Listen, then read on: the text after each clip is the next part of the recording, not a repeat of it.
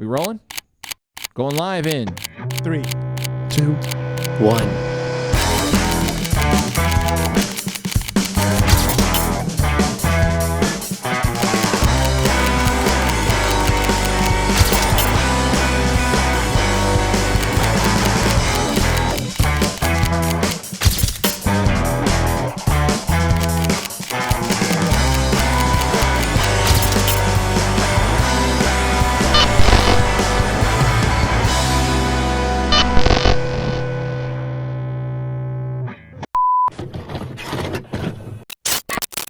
Recording from 12920 Philadelphia Street, Whittier, California at Undercity Comics. Keeping Up with the Nerds presents issue 254. My name is Bryan. Nick. Renee. I'm Sean. And welcome to the show, ladies and gentlemen. Go ahead and shoot. There's nothing on there, dude. Yeah. Yeah, there's nothing. Do it. How funny. Do it! That would be so funny if something would have shot at you anyway. I don't know why you do that. Ladies and gentlemen, thank you so much for joining us here at issue 254. This issue is going to be powered by W.GG. Use code KeepUpNerd for 10% off your orders. More information later on in the show about that. Check out our Patreon, patreon.com/Keeping Up with the Nerds. We do have 4 as of right now post-credit issues. And then starting with issue 255, we're going to go ahead and start posting up the audio podcasts early. I'm still trying to figure out how to do that on my phone because I'm trying to do audio. Like as soon as it's done, up and running on the show or on patreon.com. Check out our socials, Instagram, Facebook, and xmen.com. Check out our YouTube channel, youtube.com/Keeping Up with the Nerds, and check out our audio platform, Spotify, Apple Podcasts, and Podbean, now YouTube Music. How's you guys' day? Happy 4th. Happy 4th. Happy Empire Day. Happy Empire Yeah, happy Empire Day. It's crazy. What's it's the on difference? A Friday. What's the difference? There is no difference. There's no difference. We're living under a regime in real life. First off, this is the day that Emperor Palpatine graciously saved us from the Clone Wars. Okay, and he ended it By signing a bill? by signing a bill. It was Yeah. some would say it was big and beautiful. The 3 Bs. I thought it was so dumb because I saw one of the Democrats and they were just like, luckily we got it passed that we were able to change the name of the bill. So now it's not called the Big Beautiful Bill. It's just called the Act. And I was like, The act of screwing over the country. The Yeah, I act was like- of I was like- destroying What's that movie? democracy. The I act told- of We got a name everything changed. wrong. I know. I was like, what a win! Yeah. Dude, One person in the back just clapping us. Yeah, just I was like, good job, Chuck. Good job. Nick, did you see that the Alaskan senator or congressman, she was receiving an award recently for Exxon or some kind of like gas award, and people stormed the stage and they literally like bum rushed her. There's like a 15-second way. clip. Yeah, I saw that. she sold out. Like everyone's so mad that she sold out Alaska in the way that she did, that people are now actively looking for her, and they just ruined her award ceremony. And it was like a big fiasco. It's okay. You know can find what it on we TikTok. use? It's like 10 seconds, nothing violent or anything. Just it's funny to see In the that Fallout people are, universe, we use Alaska to annex Canada. Yeah. And then 50 years from now, the bombs drop. Funny enough, though, our timeline's looking more like the Call of Duty Black Ops 2 timeline. really and it's is. really scary. That timeline sucks, dude. It does. Who are we being developed by? Oh my god. Treyarch? That No. Was it? Infinity War? No, it's actually Microsoft. Infinity War. Sledgehammer? No! It's actually Microsoft. They're Microsoft. It's Microsoft they're owned by developed. Microsoft. It's Bill Gates. It's not the other 3. It's Microsoft It's Bill, development team. it's Bill Gates. Oh, it's been Bill Gates. So it's Bill Gates. Bill Gates is like, oh yes, I'm building this world. Yeah, for sure. We got a pretty packed issue for you guys today. We got 3 main topics. So that means no comic strips. We're going to be talking about IronHeart, Squid Game, and Rebirth. We went to go see Rebirth, except Nick. Nick didn't join us. I went this time. I went to Disneyland. And you went to Disneyland, which was a ghost town, apparently. Oh, dude, it was great. Yeah. It was. It was our first time. This is how you know it was empty. Tiana's was a walk-on. Wow. Yeah. Tiana was a walk-on. What was it called? Tiana, Pirates of the Caribbean, and what was it called? Haunted Mansion. They were all walk-ons. We just walked on. It was our first time riding Tiana, which was hilarious because Monica was partaking in fun goodies, so she was not lucid at all. So as we were in line, the girl was like, "I need 2. Like, if you guys want, like, I need 2 people." And then Monica was like, And I'm like, 2? We're 2? We're 2. And then Monica's like, what? What's going on? And I'm like, just walk forward. And she's like, why are we skipping the line? And I'm just like, walk forward. And then we jumped to the right, and she's like, oh, okay. Okay. That's funny. I just want to make a quick mention. Yesterday, we did lose a very near and dear actor. Michael Madsen died at 67 years old of cardiac arrest. I feel like this is also pertaining to Monica watching all of the the Tarantino movies and funny. everything So like that. funny enough, I talked to Monica last night about it, and I was like, babe, Michael Madsen died. And she goes, I recognized his face. I didn't know who he was. Can I get the bottle real quick? And then I told her, And your I mustard. go, what? You're putting it in here. No, because then it loses its carbonation. I get that, but we can't have that. on It there. looks like it loses its carbonation. It's I going to get lose all that. of the Can fun. can you go wrap it up? Thank you. Okay. Yeah, he's got it. He's got it. Okay, so anyway, This was a choice. We told you before, It was a choice. and you as a child was like, no. JJ can't give you, baby. I just think of that Wojak where they have like the concave brain and they're like the drool coming out. That was Nick trying to comprehend that. I like it. I'm not pouring it into anything. Last time I did that, it tasted gross.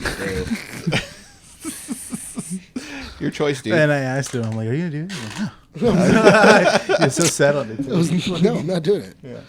I did it last time, and it lost all the fun. I was It lost all the It fun. lost all the fun of drinking. You wouldn't lose the fun with W.GG. I'm just saying. You know what? There's no carbonation. Yeah, there's I not. needed, It's I needed, just I needed a straight little. pleasure. I needed the bubbles to wake up.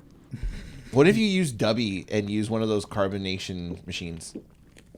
Oh, soda streamer? Yeah. Oh. You soda probably stream. do it. You want me to bring it? I got it. I got one at home. Let's do it. I'm down. It's those tanks. That's where they get you. They're very expensive, man. No, they're No, not. but They're like $20. No. Right? But Well, the they're- one that I have for my machine, the reason I don't use it is because the tanks are too expensive. They're like $32, $40. you just turn them in, and they're like $5. Where can I turn them in? Where's turn them where's into your steak. guy? I don't No, you know turn where them to turn them in. I've only seen them being sold. You turn them in at Staples. You just go to Staples and you turn them in. They give you a brand new one for $5. for a soda machine? Yeah. Why would Yeah. I go to- You just take it to a Staples and you go, hi, This I would is like what. to This return is where it." you called Nick when your carbon tank runs out. I'll That's- take them with me. I I'll take swear- 'em with I me. swear to God, And you I'll be just- like, hey, this guy told me I can fill out my soda streamer. No, Yeah? we no? don't. It's like, Okay. And Nick's in the background going like, I'll hit him over the head with it. I'm being 100%. You just turn it in. You just Really? trade. Yeah, you just trade them in. You don't have to buy a But brand the new thing one. is, the joke is, Nick, is that like it works for you. it doesn't It wouldn't work for us. For whatever reason. That's not my fault. That isn't my fault. I get things. Clearly. Speaking of which, What? what was it earlier? I don't know if I talked about it this week. I made a new friend, Of course. New guy. And you got New guy or new girl? guy. Guy. Monica was getting her nails done, and as she was getting her nails done and everything else, I was sitting outside. I went like walking around the town center and everything like that because I didn't want to drive all the way home and then come back to come pick her up 45 minutes. So I walked around. I went to the store. Went to go take a poop over at Starbucks. You know. I was walking around. I went to the market. I bought some chips, a soda, some ice cream, different stuff. I then go back to the nail salon. Monica wasn't done yet. So I'm sitting outside. I have my bag of chips, a soda, and I'm eating. I see another guy that's sitting there, and he's like, and he's just like, you know, he's looking for his girlfriend, and he's like, oh, she's not done yet. And then he's sitting there, and I go, chips?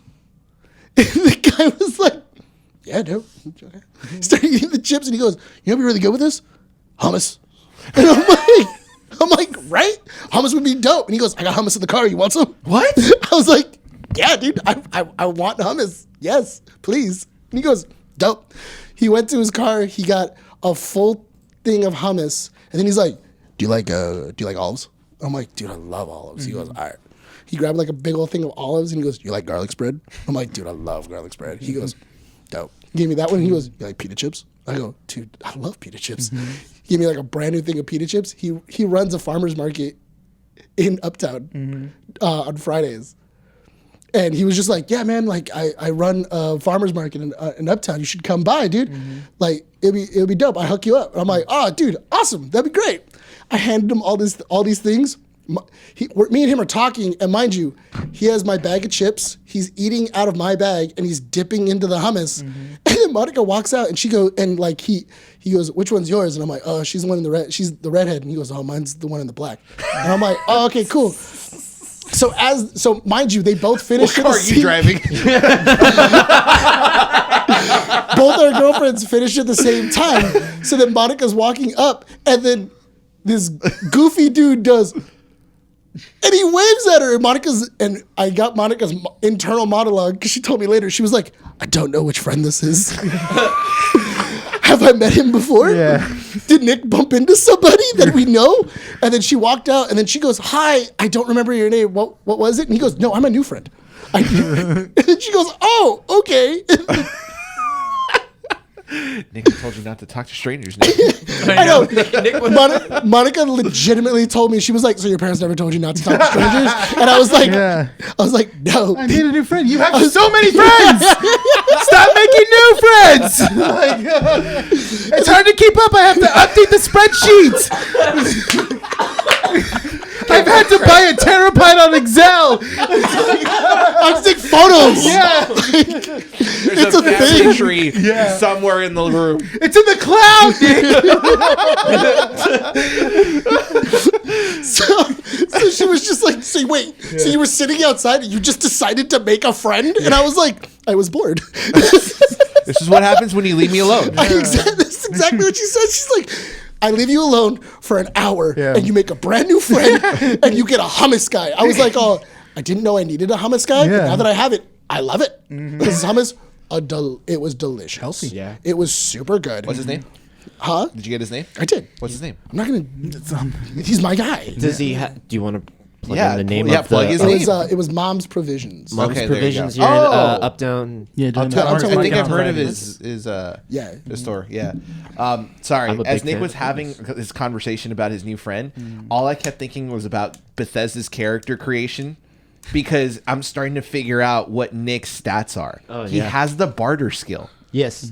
You have the barter skill. What do you mean? Because somehow, like, I don't know why, as you talked, I saw a dialogue box in the bottom, like right underneath, and it just kept going. It's like, yeah, you know, this happened. Oh, here, take my wares, and you just receive hummus, received, pita chips, received, olives, received.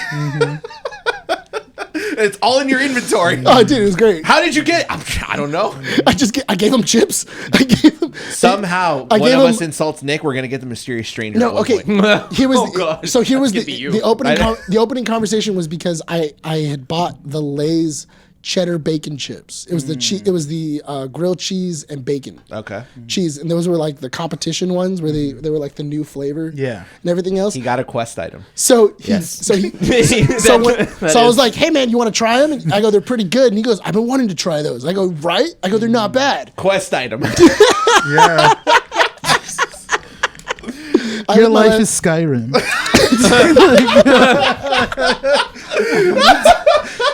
Hello, stranger. What are you buying? What are you selling? What are you selling? Stranger. That's an item. That's my life. Yeah, that's my life. Oh my god. It's pretty fun. He's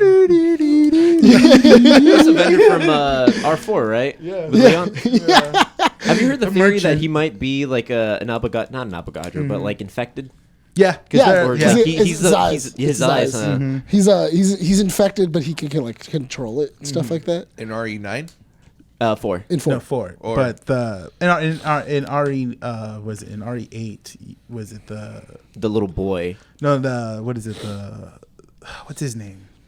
He's like a merchant type, but he's that big dude. Oh yeah. It's big dude with the overcoat. The Duke. The Duke. The That's Duke. right. That's right. There's some ties in with him and the merchant because he mentions like, oh yeah, my friend in Europe, and stuff like. Or, Did he? Yeah, he goes in Spain. Like I also have a friend in Spain you that does the Google? same traits. Yeah. And see if the Resident Evil franchise is still on sale. I forgot. It I should have is. bought it. It is. I should buy it. Which also Justin bought it and put it in our family library. Woo! can do it I today? have it on Plus. I can do it tonight. Okay, cool. Yeah, You're gonna be over. I was I- like, you can do it tonight. I can do it tonight. Yeah. Do what? Oh, Adam? Yeah, just add it. Hell yeah. I was talking to Jonah and I let him know that Stellar Blade's on the thing, and he said your brother, that's actually your He brother's showed next me. game to start playing. He was showing me Stellar Blade while he was rendering the podcast like 2 weeks ago. Oh, yeah. And he was just like, dude, look how great it is. In the background, all I hear is this. I was like, dude, relax, man. You're just showing me a freaking like choppy video of the game. He's like, no, but it's so good. The soundtrack. Dude, relax. The sound. Yeah, the Soundtrack soundtrack. It Soundtrack looked, slaps. it looked good, and then when I started moving the camera, it That just was got the- really no. framey. Listen. Wait. Listen to the soundtrack. It was good, right? Yeah. What you don't know is what you were hearing was the soundtrack. You said it slaps. It's just that's the soundtrack. The metronome was on for that. Yeah, the metronome was on. It's Also, I want to advance. Sorry, guys, about the audio quality in the last video all we Sean's put fault. out. Getting It what was you all got my to. fault. You take- I screwed it up. You take the L. I've taken that out. I got full responsibility on Take that. the L. Yeah. Freaking live with Guys, that. and it's funny because in that episode we were just talking about how Junior said Nick's volume needed to be up. Yeah, the game the worst volume. Yeah, sorry, Junior. It's okay. It's okay. It happens. It happens. Okay. yeah, it happens to the best of us. Yeah. Nick. Then why did it more. happen to me? So this week I bought a water gun. Yeah. Was it a quest item too? It was. Yeah? I went to Marshall's and I found that they had the automated hydro blaster. It's like a motorized water gun. Yeah. $15. Okay. Totally worth it. Yeah. So, Yeah. So we had water day on Wednesday. Sean's with his You kids. just blasted kids with water? Dude, I was Yeah. blasting kids with water. It was fun. And then I see Sean, and Sean's like standing there, and he's like watching all of his kids. And I'm talking to one of the other staff, and I just had the gun pointed at Sean, and I just held the trigger down, and it just spraying him in the face, and he's just Straight face. The whole just thing. straight face through Yeah. the whole thing. Just keeps on, and then he goes, "Are you done yet?" I'm like, No. "I got a full tank." So now, Yeah, full tank, full Where's your battery. recharge? Yeah. All right. You don't need to refill that thing quite often either, which is really cool. dude, it was awesome. I Yeah. loved, dude. $15 worth it. You know those things used to be Totally like worth worth $15. $70 like 3 years ago? It was on clearance when I bought it, so it was like it's normally like $50. Also, I 'Cause- think the one that used was it like a white one? And It was they a white filled- one, It was a yeah. red stick it and in, blue and one. yeah. No. Yeah. Linus Tech Tips was featuring it like a couple years ago. It was like a startup company. I Yeah, wanted, it was. I wanted that one. That one's 120 because Yeah. that one because this one you dump it in and then you pick up the water and then you close the back. That one you just Yeah, Sucks sucks it it up. up. Sucks it and up. it also has a really strong PSI when it shoots out Yeah. the water. Like it they're can they're make a like hole they're in your like body? thick, they're like thick little bullets. streams of like water. Yeah, This one from this one's that more one. of like a consistent spray. Like Yeah. it just. Now here's my question: as a child, what was Mm-hmm. the best super soaker / water gun you ever gotten? It was a super soaker. It was a super soaker? was a super soaker, and I remember getting that thing. It was so much fun, but Yeah. my uncle ended up taking it from me and just constantly. Which super soaker? What It kind was- of super soaker? It was one that you had a pump like this, Yeah. but it was honestly, I think it was like purple and green. Yeah. I can't remember if it had anything on it, like the name, but I just remember that thing hurting when you got shot in the face with it. I used to love because they have them all see over if the I place can now. find The big ones that were just like super long, and you would just put it in the pool and just. Oh yeah. Because what I loved doing was putting it on, because it was so big for me as a child. I would fill it all the way up, and then I would put it on the ledge of the pool, and then aim it, and then just go quah, and shoot somebody with it, and just bring it all the way in. You just get, and just somebody just gets soaked, and you can shoot it so far. It had such a great range. They don't make them like that anymore. They're little tiny ones, and they. Yeah. I never really got super soakers as a kid. I got Nerf guns though. Oh, and Nerf guns? Yeah. My favorite Nerf gun was this giant sniper rifle that was probably Oh. like this long. Here it You could is. split it up in two. Super Soaker XP105. This is the one that I had. Oh yeah. That one. Oh, the one in the middle. One of the kids had one of those. Let me see. That's the one that. I That's the can't one. see. No, it was I like used to have that though. one. Yeah. I'm gonna step. Hold over on. it. Yeah, I remember that one. can't No, see he's it. moving Caught on it. the- He's moving it. He's moving it. Oh, This one. that one. Yeah. It was the blue one. Yeah. Yeah. Yeah, the one. In the Oh, middle. the yellow one is the one that the students had. Oh really? It looked like, Basic, but it was a black B one, huh? Yeah. Yeah, what do you say? But No, it's just a giant sniper rifle. I- and you the- can do. the So it Nerf made me feel like Saving Private Ryan, like the clock tower dude. Yeah. the Nerf one I had and I loved it so much. It had 100 shots in it. It was just a Gatling, and it would just do like, Oh. and it would shoot. The only problem was once you were out of 100 shots, you were pretty much done. Yeah. I remember You know how hard it was to like try and fit, like, looking at all times. those super soaker guns. Yeah. Just threw me back to like I remember I wanted the one super soaker gun. I don't know if you guys remember. There was a super soaker gun. It was like a normal kind of like gun, but it had a backpack. Yes, I'm looking at this one right here. Was it? Let me see it. This one right here. Yeah, Yeah. it's the backpack. Yeah. Yeah. Where it's just, and I've always wanted that as a kid because that just looks cool. Yeah. That just looks cool. Yeah, But the my commercials, they parents, made it look cool. Yeah, Yes. but my parents got me the one where it's like you pump it and then you Use it like a put out the Gatling water. gun? Yeah, but you pull it back. Oh, like I remember that one. Yeah, It was like yeah. it was like one of those like water hoses that was like this. My- with like 4 different hoses at the end. my aunt was my aunt. I would always have like water days with my aunt and my cousins.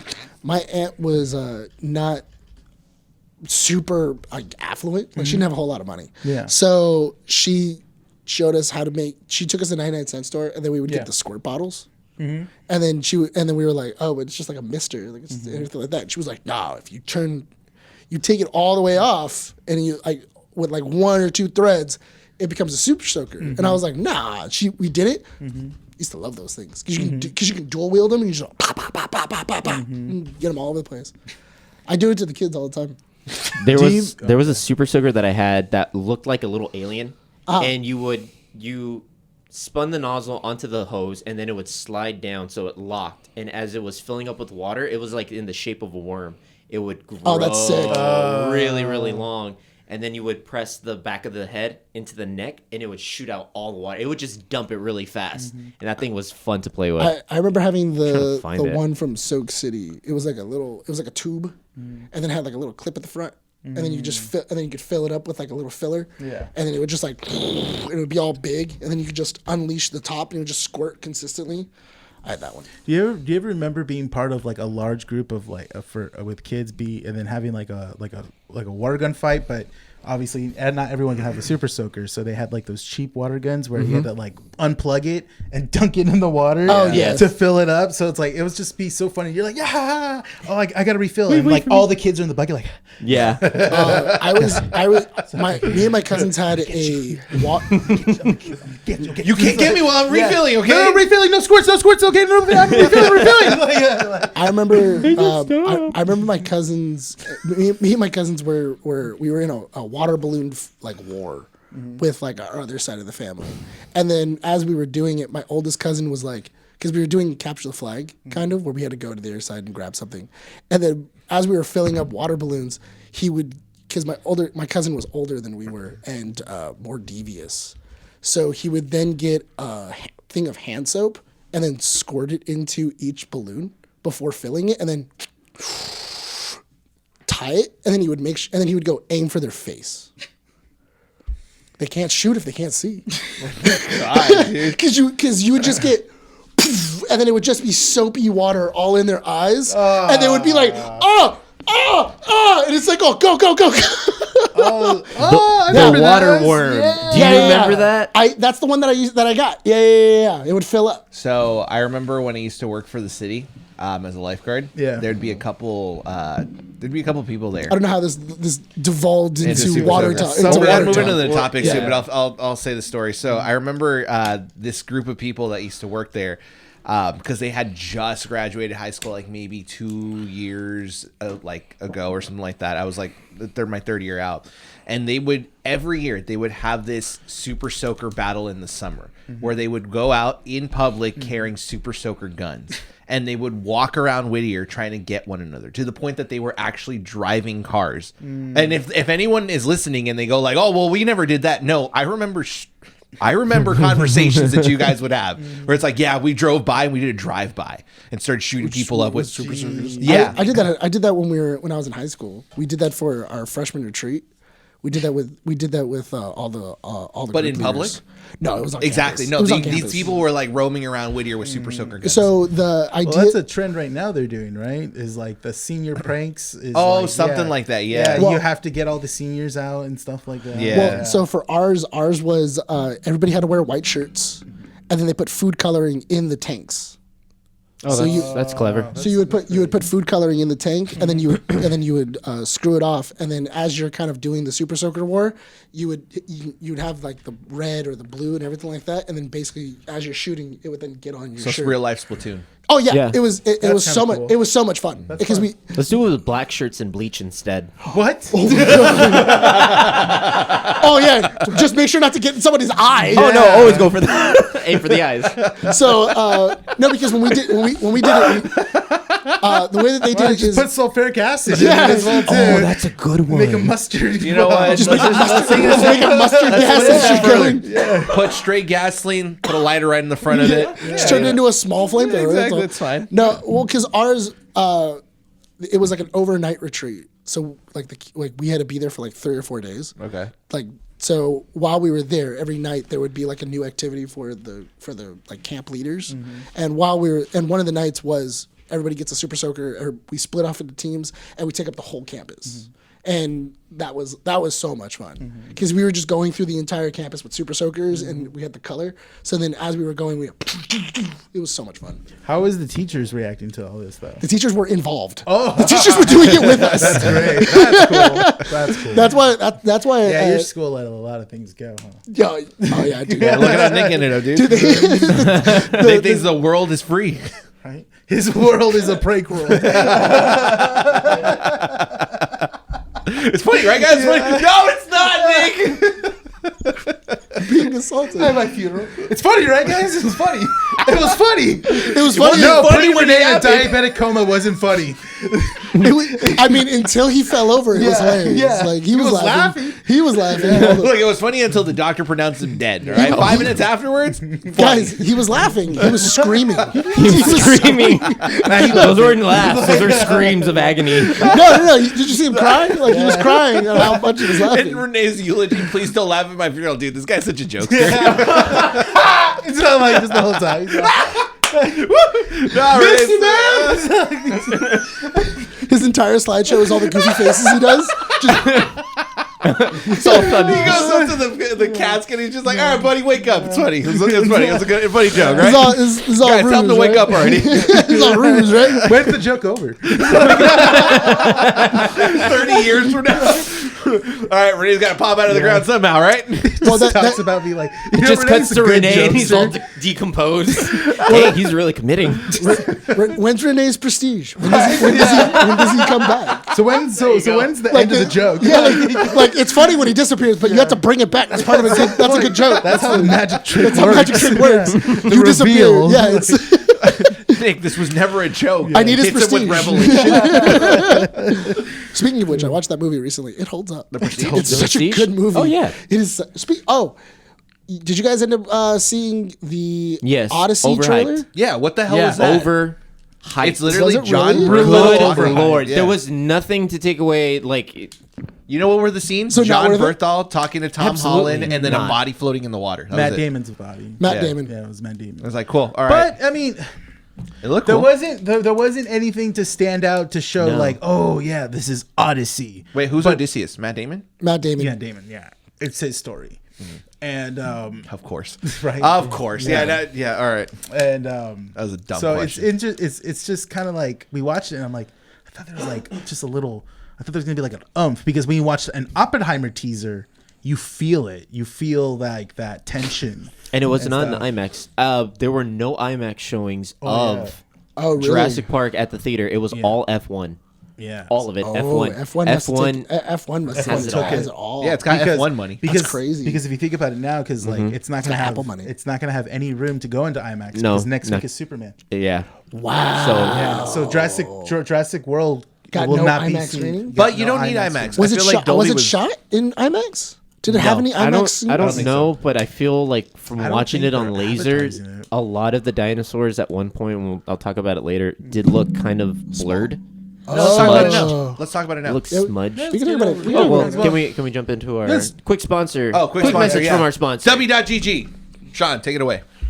Feeling tired, feeling anxious, feeling like you got too much on your plate and not enough energy to get you by the day. Well, Yes, just tell us. have some Dubby. Oh, Dubby. okay. What about Dubby?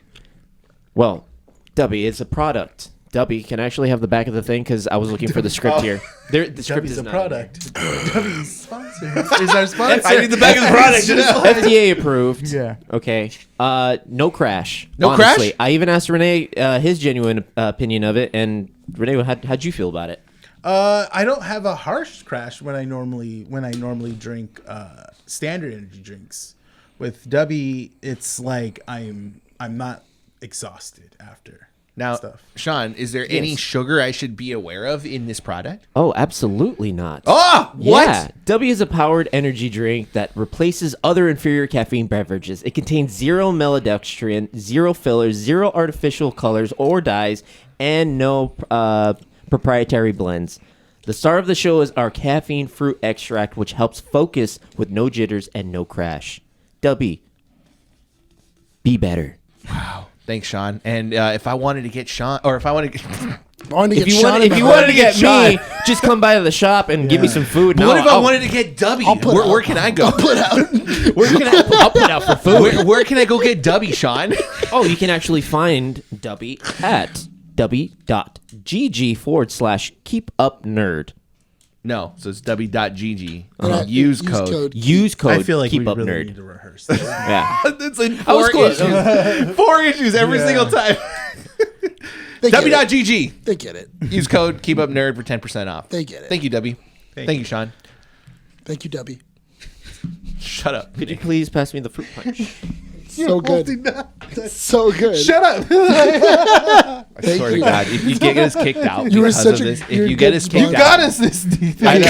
Yeah, you got us. That this means I deep. can get it and I can lose it. I got you this. You can lose. I can lose it for That's you. my power. Yeah. It's the power in my hands. Oh God, dude! Jurassic World Rebirth. We went to go watch Speaking it. of power. Speaking of power, it was. Look, I'm gonna say this. I don't think you need to see it in IMAX. It did what it was supposed to do. Yeah. It was fine. It was in Dolby.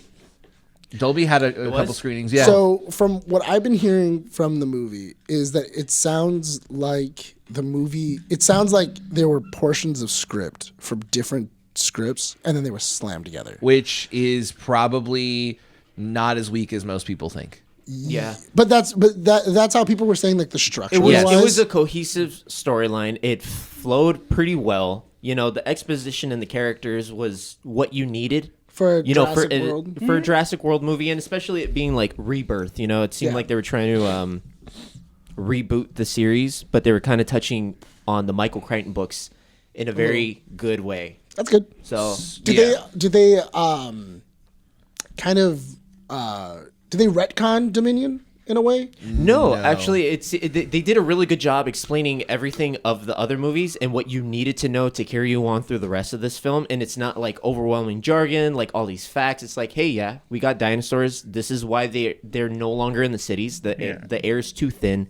The ozone doesn't support their lifestyle, so they're all moving to the equator because it's most reminiscent to them from their time. Tropical climates is where they can survive. Yeah. Most likely survive. Okay. Yeah. Because I thought I thought it was interesting that they were, because in Dominion the whole point was that the dinosaurs were evolving to then stay in our So they atmosphere. talk about that, which is what I like, because we came out of it and I said it feels very Jurassic Park, like the first one, in the sense that it goes back to the simplification of explaining to you the science behind the ecosystem and more about the dinosaurs and the characters rather than like the overarching problem.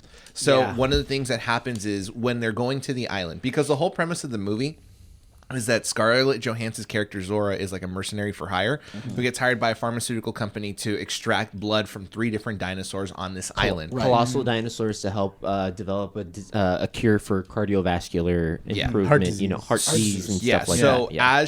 as they're approaching good the cause. island, It's good cause. it's so if they you're rich actually- enough to afford it, yeah. Yeah. Yeah. The company is very much like, we have the money and this is going to make us Billions. a lot of money. Billions of Yeah. dollars. So the cast of characters that's the are vibe we get from the company. Zora, who's Scarlett Johansson, the mercenary, the scientist dude that they pick up to kind of like figure out where the dinos are going to be at. Zora's crew of merry men. Her red shirts. Her red shirts, -1, because one of them kind of plays a red shirt, but isn't a red shirt at the end. But then, for the most part, they're red shirts. yeah. Yeah. And With a then, name like that, I'm glad he actually didn't die. yeah. Oh, what was his name? Dustin or? No, the guy who's gonna be Blade or Marshall Ali. Marshall Ali. Yeah. They do a psych out at the end Yeah. of his character. I and thought then it a was family. yeah. And then a family, kind of like in the I would say Lincoln Jurassic Lawyers Park family. 3. It's the guy from Lincoln Lawyer. kind Yeah. of. Yeah, Jurassic Park 3. So it brings a family like Jurassic Park 3, which is like a rescue mission. Which is actually because Yeah. so in the family dynamic, it makes the movie very charming as well too. It does. Because you have the dynamic of the guy that plays the Lincoln Lawyer, then you have his teenage daughter, then you have his little daughter, and then you have his teenage daughter's boyfriend Yes. on a So, trip. okay. So let me So get which- to this we part. we've never seen that character in No, the trailer. we have No, the but- boyfriend's no, daughter. surprisingly. We No. never see him. Hang on. real- So there real- was a part that I was going to explain because as they're going to the island, right? They Yeah. get attacked by one of the colossal dinosaurs that they're extracting from. the family or the team? They're The- all it's together. it's first the family that encounters it. How did the family get there? Because I thought this was supposed to be like a no. Like They a were no-go just zone. it's a trip that they do. The dad explains it very well. He's a nautical guy. He's built his boat. You know, he is a seaman. Like Yeah. he's Like boats, that's his thing. boats. Like sailing. He's a boat guy. His favoritism is boats. And Yeah. teaching his daughters, the daughters, Boats. even the little girl seems very well known about like how to operate the boat. So and he's that boats. Yeah. So that's a trip that they normally make. The three of them, you know, Where's it and they from? wanted to do it before the daughter left to NYU. So he's like, you know, I just wanted to do this one last thing. I just wanted it to be us, you know, not have the boyfriend here as well. He's the captain. He's the captain. And they Do it how I see- met your brother. I know. I just wasn't going to give it to him. in the distance, that's when you first see two fins far out in the water. Okay, But you don't encounter that dinosaur yet. You encounter something bigger. it's the Something. Mesiosaurus, right? Or the big The one with, like, whale-looking shark. Yeah, but I don't think it's the one from World because this No. one That's- looks very different. Yes. because But they said that's it's what evolved, they yeah. yeah. Yeah. But that's where the science comes in because as they finish off with that dino and they approach the island, you have that dino plus the two fins, which end up being Spinosaurus. Dinosaur. And They're amphibious. yes, and so they start talking about how, and it's Keep like running, it's like they're a one-liner amphibious. where the scientist says like, "Oh, they're coexisting," and it's like that's where your science Yes. comes in. Where in not only A are they evolving, symbiotic relationship There it where the is. Spinosauruses help kill the prey. They help and hunt. They help hunt, and then the bigger one comes and eat. Yeah. And they kind of eat whatever they want. There was a really cool scene where they're they're kind of- getting on the beach, and there's a Spinosaurus in the background. Until Wait. it moved, I was like, Yeah, oh, they do. Oh, damn. That The camouflage. shots in here are very Gareth Edwards. but also kind of like shot like a horror in a way. that's cool. So Where it's very much like background stuff. If you're not paying attention to the full scene and you're just focusing You'll on miss them what coming the up. director is making you look at, you can get thrown off. if you're watching the right hand, you're not seeing what the left hand is. Yes, Yeah. basically. Yeah, that's pretty cool. It's good. Overall, I mean, I don't know, Gareth, it was that's the one thing that Gareth Edwards really knows how to do. There, he knows how to shoot monsters. So we talked really about well. this 'Cause after he did an awesome job with Godzilla. we got off the movie, which was this movie was originally supposed to be directed by David Leitch, and he ended up leaving because of creative differences. is it Leitch or Leech? Leitch, something. Yeah, John Wick director. Yeah. So he Bullet ended Train up guy. Bullet Train. So he ended up leaving because of creative differences, and they have Gareth Edwards. From my understanding, I think that this script that was originally handed to him was something that he didn't want, but he took bits and pieces of it, which is why you get this kind of story that's. It's kind of like stitching together pieces that he liked, but he did a really good job at kind of like making it flow So- without any kind so of that's like what people are holes. talking about where, he did like- the best that he could Yes. with what So- he was given. So that's what people are talking essentially. about, where they're just like, it feels like, because from what I heard, it was like, oh, it feels like 3 different scripts. Two. Two?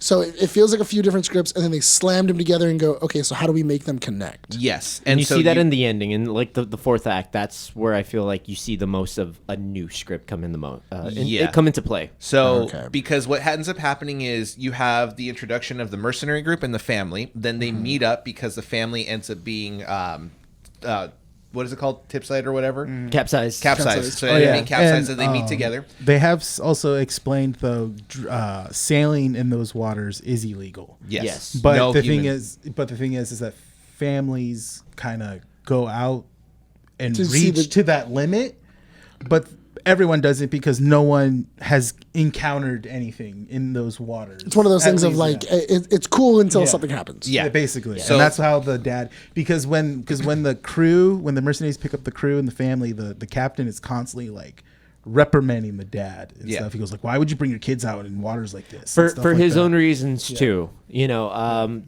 slightly before that, you get the exposition of why he's there. Scarlett Johansson is a tortured character because she lost someone on her last mission. Someone close to her. And he ended up losing his son. So I guess him and his wife couldn't patch things up because he made the statement, whenever we would look at each other, we would just see our son.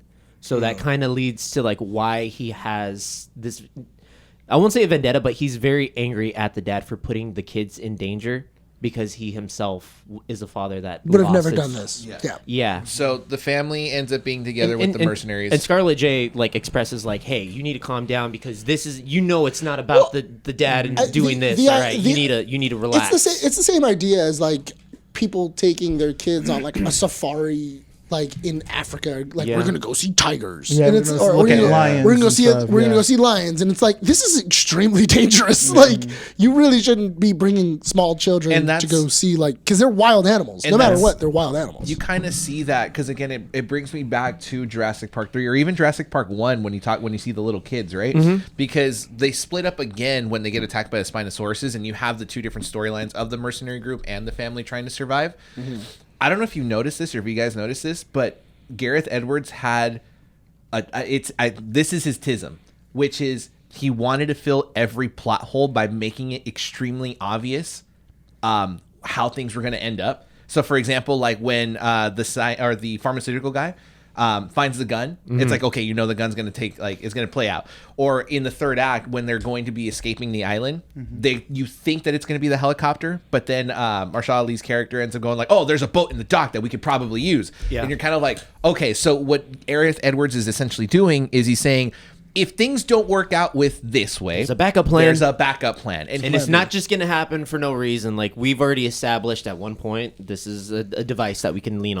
there's a plan B. Yes. Yes. And so he's literally leaving a lot of like breadcrumbs everywhere for you to kind of pay attention, which saves the film in my opinion, because if everything just kind of happened, it Yeah. would feel like a stitched script. So who betrays the group? The pharmaceutical guy. The pharmaceutical guy. We all know it was the pharmaceutical, like from the very Well, start. honestly, I didn't even Like think the- that he's like the didn't betray Paul them. Rising. I don't think Paul he Reiser, betrayed them because he's like, yeah, well, we're gonna get everyone on the plane, on the helicopter, and we're gonna get the hell out of here, and we're not gonna talk about this. We're gonna He get didn't- paid. He didn't really seem like he was trying to cut them out or he leave them just- behind. He just wanted what he was tasked to do. Yeah. That was it. I Because usually in a Jurassic Park movie, there's a always flawed man, not an evil character. okay. He's just a flawed Because usually man. in a Jurassic Park movie, there's always like a betrayal of some kind. But somebody Sean- Yeah. did something to betray the rest of the group. Sean's right, because he technically didn't betray the group, because he just locked the suitcase to his arm and then said, it's sticking with me, so as gonna we take care of leave, it. Yeah. we're going to go. Yeah. I'm taking this with me. He's not leaving everyone there and then going with. And then on I'm the assuming helicopter. I'm assuming that character dies and they Yeah. lose all the Yeah. files that they came for. and mind No, you, the blood goes with the end group. They open With source Scarlett it. Johansson. They give it a Yeah. senior cyanide. Because it's talked about. It's like what's his name? What's the character's name? The scientist guy's name? I don't remember. Let me no, but what's pull the actor's name? Oh, I don't know. I'm He's on getting it Wicked. right He's now. in Wicked. He plays the prince in Wicked and Oh, okay. stuff. Oh, that was him? Yes. Oh. And so his character talks to Scarlett Johansson after they kind of like get their first sample, and they have like a moment together. It's not romantic. It's more of like bonding. Jonathan Bailey. Jonathan Bailey. Bailey. And it's more of like he sees that Scarlett Johansson has her character has very good qualities as well too. Okay.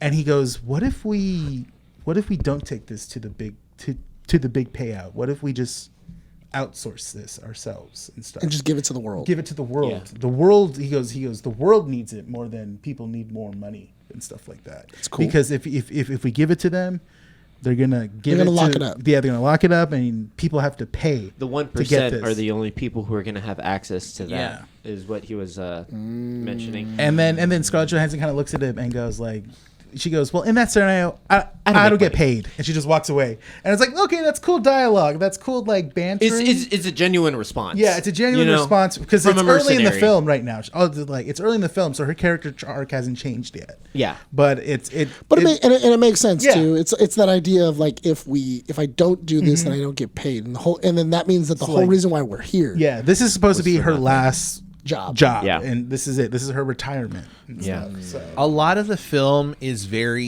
it's safe. It's a very safe film. Yeah. Like there's nothing special about this movie. The elephant in the room, oh. though, I feel what the movie is, The and end dino. correct me if I'm wrong. No, not even the end dino.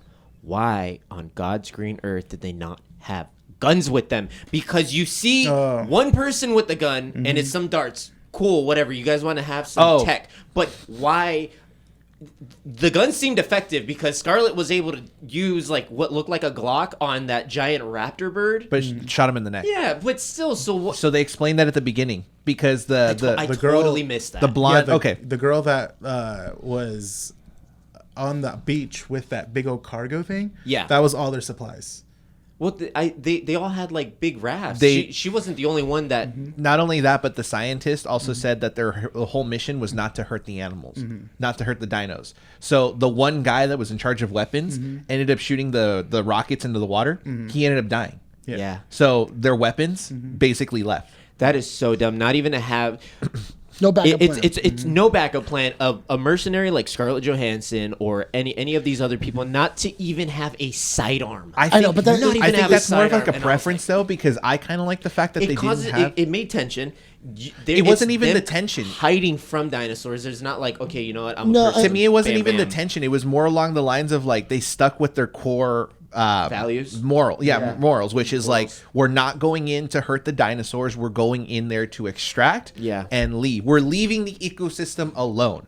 That makes which is sense. which is good. I like that. I want the dinos to be left alone. That makes And sense. you had that moment, which you see in the first Jurassic Park with the brontosauruses, I think what they're called. Oh, yeah. When you see them out in the wild, Yes. you had that moment again in first- Rebirth. Yeah, they do that again They here, tried, which isn't they bad. tried to capture Yeah, it. but it was a good break for the characters. Yeah. because they just got through getting there on the island, and then now they're trying to survive on the island, and they successfully get another sample. So Yeah. easy and so nice. So it was cool that they can like soak in the moment. So I didn't like those brontosauruses. That's where the CG looked really washed. Oh, really? Really washed In for that me, scene? especially. Yeah. Huh. Their eyes, their face, and kind of like how everything blended together. And when you get the close up of him touching the leg, Yeah. it looked really choppy for me. The, like that quality. The leg, I think, was real. But then you see the T-Rex looked great, but then you see some of the other it seems like they really cherry-picked what dinosaurs that they focus on? wanted to focus on and put a budget for CG. Because even though you have the brontosauruses that take up roughly like 2-3 minutes of screen time, they didn't look that good. I do want to see like I kind of hope there was like some kind of behind the scenes. I want to know what dinosaurs were real and what dinosaurs aren't. None.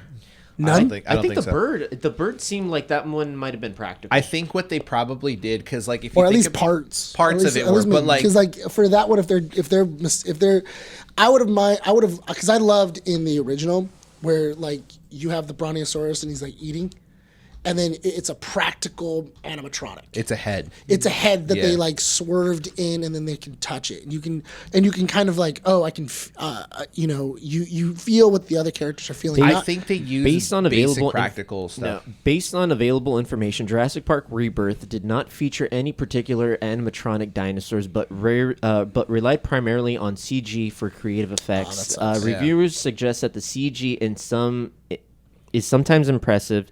The lack of practical effects was a notable absence.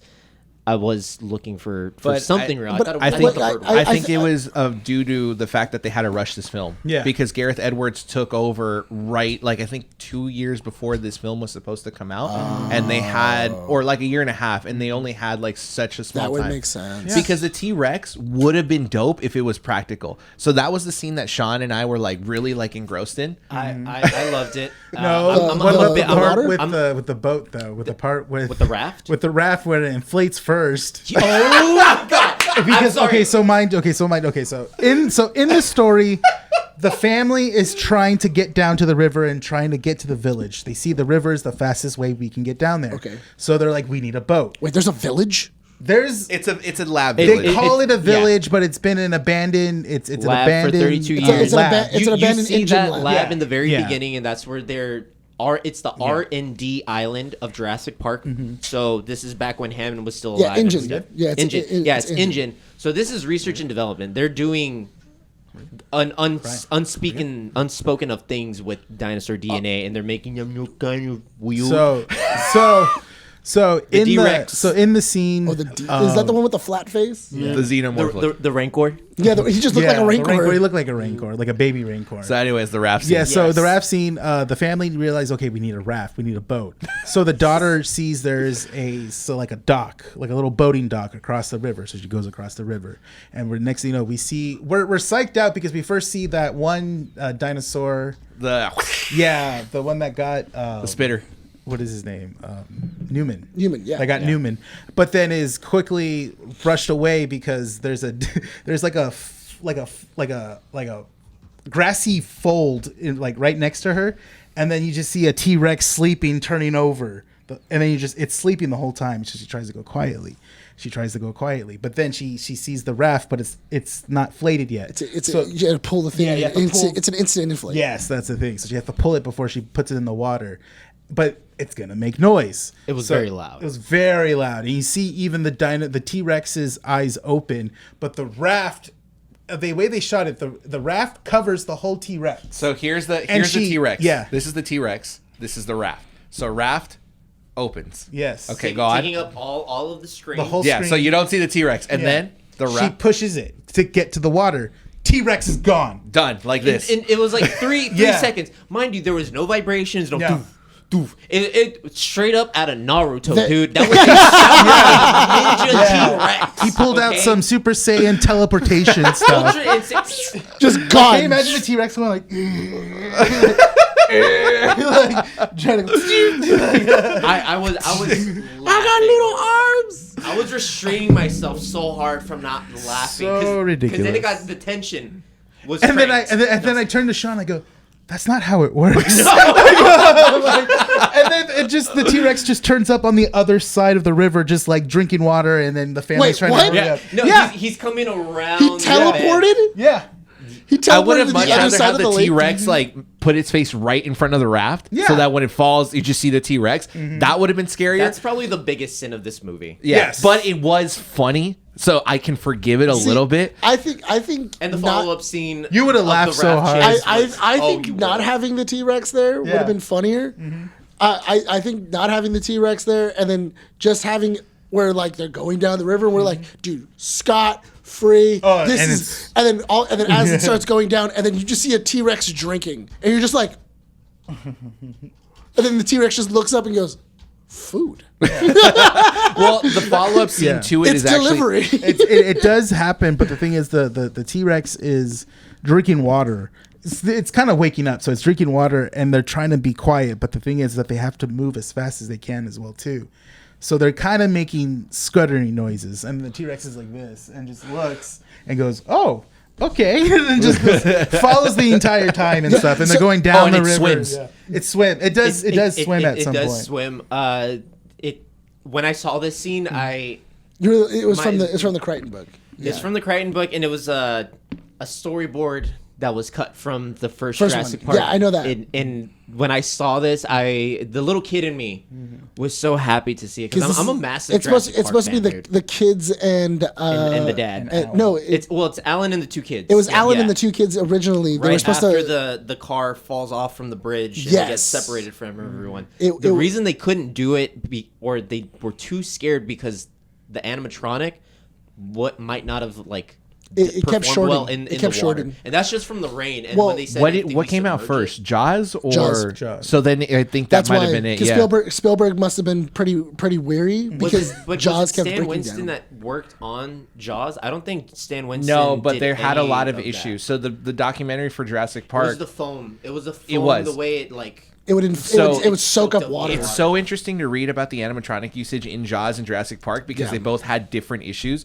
Jaws kept shorting out, and so there were a lot of issues with it opening its mouth and trying to do what it wanted to do. Well, not only that, but Jurassic also Park- it would go off without pushing the button. Yes. So like there were also scenes where like people would have their hand in it, like to like do like those shots where like it would like munch down and then it was supposed to cut and they would put like an animatronic in there. It would sometimes it would clamp down and they wouldn't push the button. So it was dangerous. So they that's why a lot of like the scenes like you don't see directly in the thing. It was a lot of prosthetic. So there was a lot of times where they were like we can't do certain things, or it would take hours to get it to work where like it wouldn't do the right thing that they needed in the shot, and then they would have to do the shot. I like the water horror that they have in this movie. The water what? The water horror. Oh yeah, I yeah, think yeah. like with the play of perspective, like being underneath, and then you see the dinosaur like. When it's the T-Rex is trying to eat the little girl through the raft, and you're hearing those munches and bites underwater. The teeth hitting the rubber. yeah. If I remember it correctly, for Jurassic Park, it was the balance. Balance was a major thing for them. Yeah, Because they were top heavy, so they would like want to tip over. Yeah. That's why in the raptor scene in the kitchen, if you look right as the raptors are opening up, you can see a hand push it down. No raptors. No, this there- one. Well, there are two, but they're like in the background and they get killed. Oh, okay. yeah. How was the big bad dinosaur? Was it like? So I don't mind. I don't hear you guys talking about the big bad Switch, dinosaur. because it was a bait and wasn't. switch. It was and you know what? I don't mind it because we got everything else that was pretty good. There was no build up to it. You Yeah. just see like a scene, like it opens with like the movie with like us In the seeing engine- there's a new species that they've created. Yeah, And then that's it. Back then, 32 Yeah. years ago. Because it starts in the lab. That scene that they had the teaser for. Right? Yeah. The Yes. only reason this site was destroyed and all the issues It was happened abandoned. Yeah. is because of a Snickers wrapper. What? So there was an employee they were going to switch out, and one was going to go out in the field and get samples and stuff like in that. the chamber where Yeah, they have the and they're T-Rex. waiting to kind of like, okay, but the guy that's waiting, he's eating a Snickers. Oh, hold on, and has the Snickers, eats the candy, and the wrapper just sits there, and the whole time it sits there, and the doors open like like this. The wind blows it Yeah, in. it goes into the vents in like of that are in the side of the door. At Final Destinations. Exactly. That's exactly what I told Rene. Yeah. I'm like, this is like some Final Destination stuff, man. vibes. But you know what? Where it's just like the wind, Yeah, Yeah. and then it perfectly lands. No, into the that's vent, and then it- legitimately it. Can And then you it slides imagine? into the thing. Can you imagine Death just scoping the island and just being like, "Oh, I got dinosaurs, do? I got mountains, The I amount got of options Right. I have. and how petty he's like, I'm gonna make this wild Snickers wrapper." They'll never see Yeah. it coming. I would love to see John Hammond getting the incident report and then going, so Snickers. So is this why in the original movie Newman is so pissed off because he couldn't have Snickers? It was only Twinkies. That makes some sense. Newman That was like, makes "Oh, I'm a that's why- Snickers man, damn That's it." why they picked the Snickers, maybe. Maybe. Also, the D-Rex did display, at least from my perspective, some kind of intelligence. Yeah. Like it was holding a man upside down, and it was kind of like toying, like, ha ha ha, I have him. Does it know? What was it mixed with? It was It T-Rex. doesn't. They and- never explained what Yeah. was So the cross. I will I'm tell gonna you. watch that YouTube breakdown of 'Cause all it- the dinosaur I will science tell you later. why I enjoy the fact that it wasn't that much. 'Cause I- reference that much. the reason because the reason why I don't like it is I feel like after World we had to have the major dino fight a T-Rex. Yeah. And I'm just like, I'm Yeah. so over that. Like, I just Yeah. miss it when the T-Rex was the big bad. And we had that with the rap scene. in this one, it's just like the big bad is the Every Rancor dinosaur. Jurassic Park movie has always been like that. Now that I think about it, because in the second one you don't really have a big fight. In the third one you have the Spinosaurus and the T-Rex. That's the marketing. Yeah, Yeah. that was the And marketing. yeah. for But the film. I would say fourth I would say the second one is the T-Rexes, because remember when they take the T-Rexes? They don't fight though. It's No, more but like the whole- the no, T-Rex but- has no opponent to fight like a But- dinosaur wise. yeah. The opponent is San No, But Francisco. that's true. but the T-Rex is just causing chaos. It's just Yeah. causing chaos. Yeah. It's supposed to be in But- San but there is Francisco. no- that was no the, fight. That was the Yeah. whole point of the film. Yeah. Yeah, I mean it's not a bad looking dinosaur. It's pretty cool, but it's not going to sell toys. It's like the flat face and everything. Yeah. Because I thought Like it would have been Super 8-esque. Yeah. Kind of. Yeah. I would buy it just to make really funny content. It looks funny. Yeah. the toy or the mask? The toy, like to make like little funny skits, because I watch those on TikTok, and they're like getting audio of like Family Guy, and they're mouthing the like and then it's like right, and then it's like the normal T-Rex like, Mom, why is he here? He looks weird. Oh no, Peter! When Peter's in the doctor's office and there's a girl in a wheelchair, I love getting and a it's a T-Rex.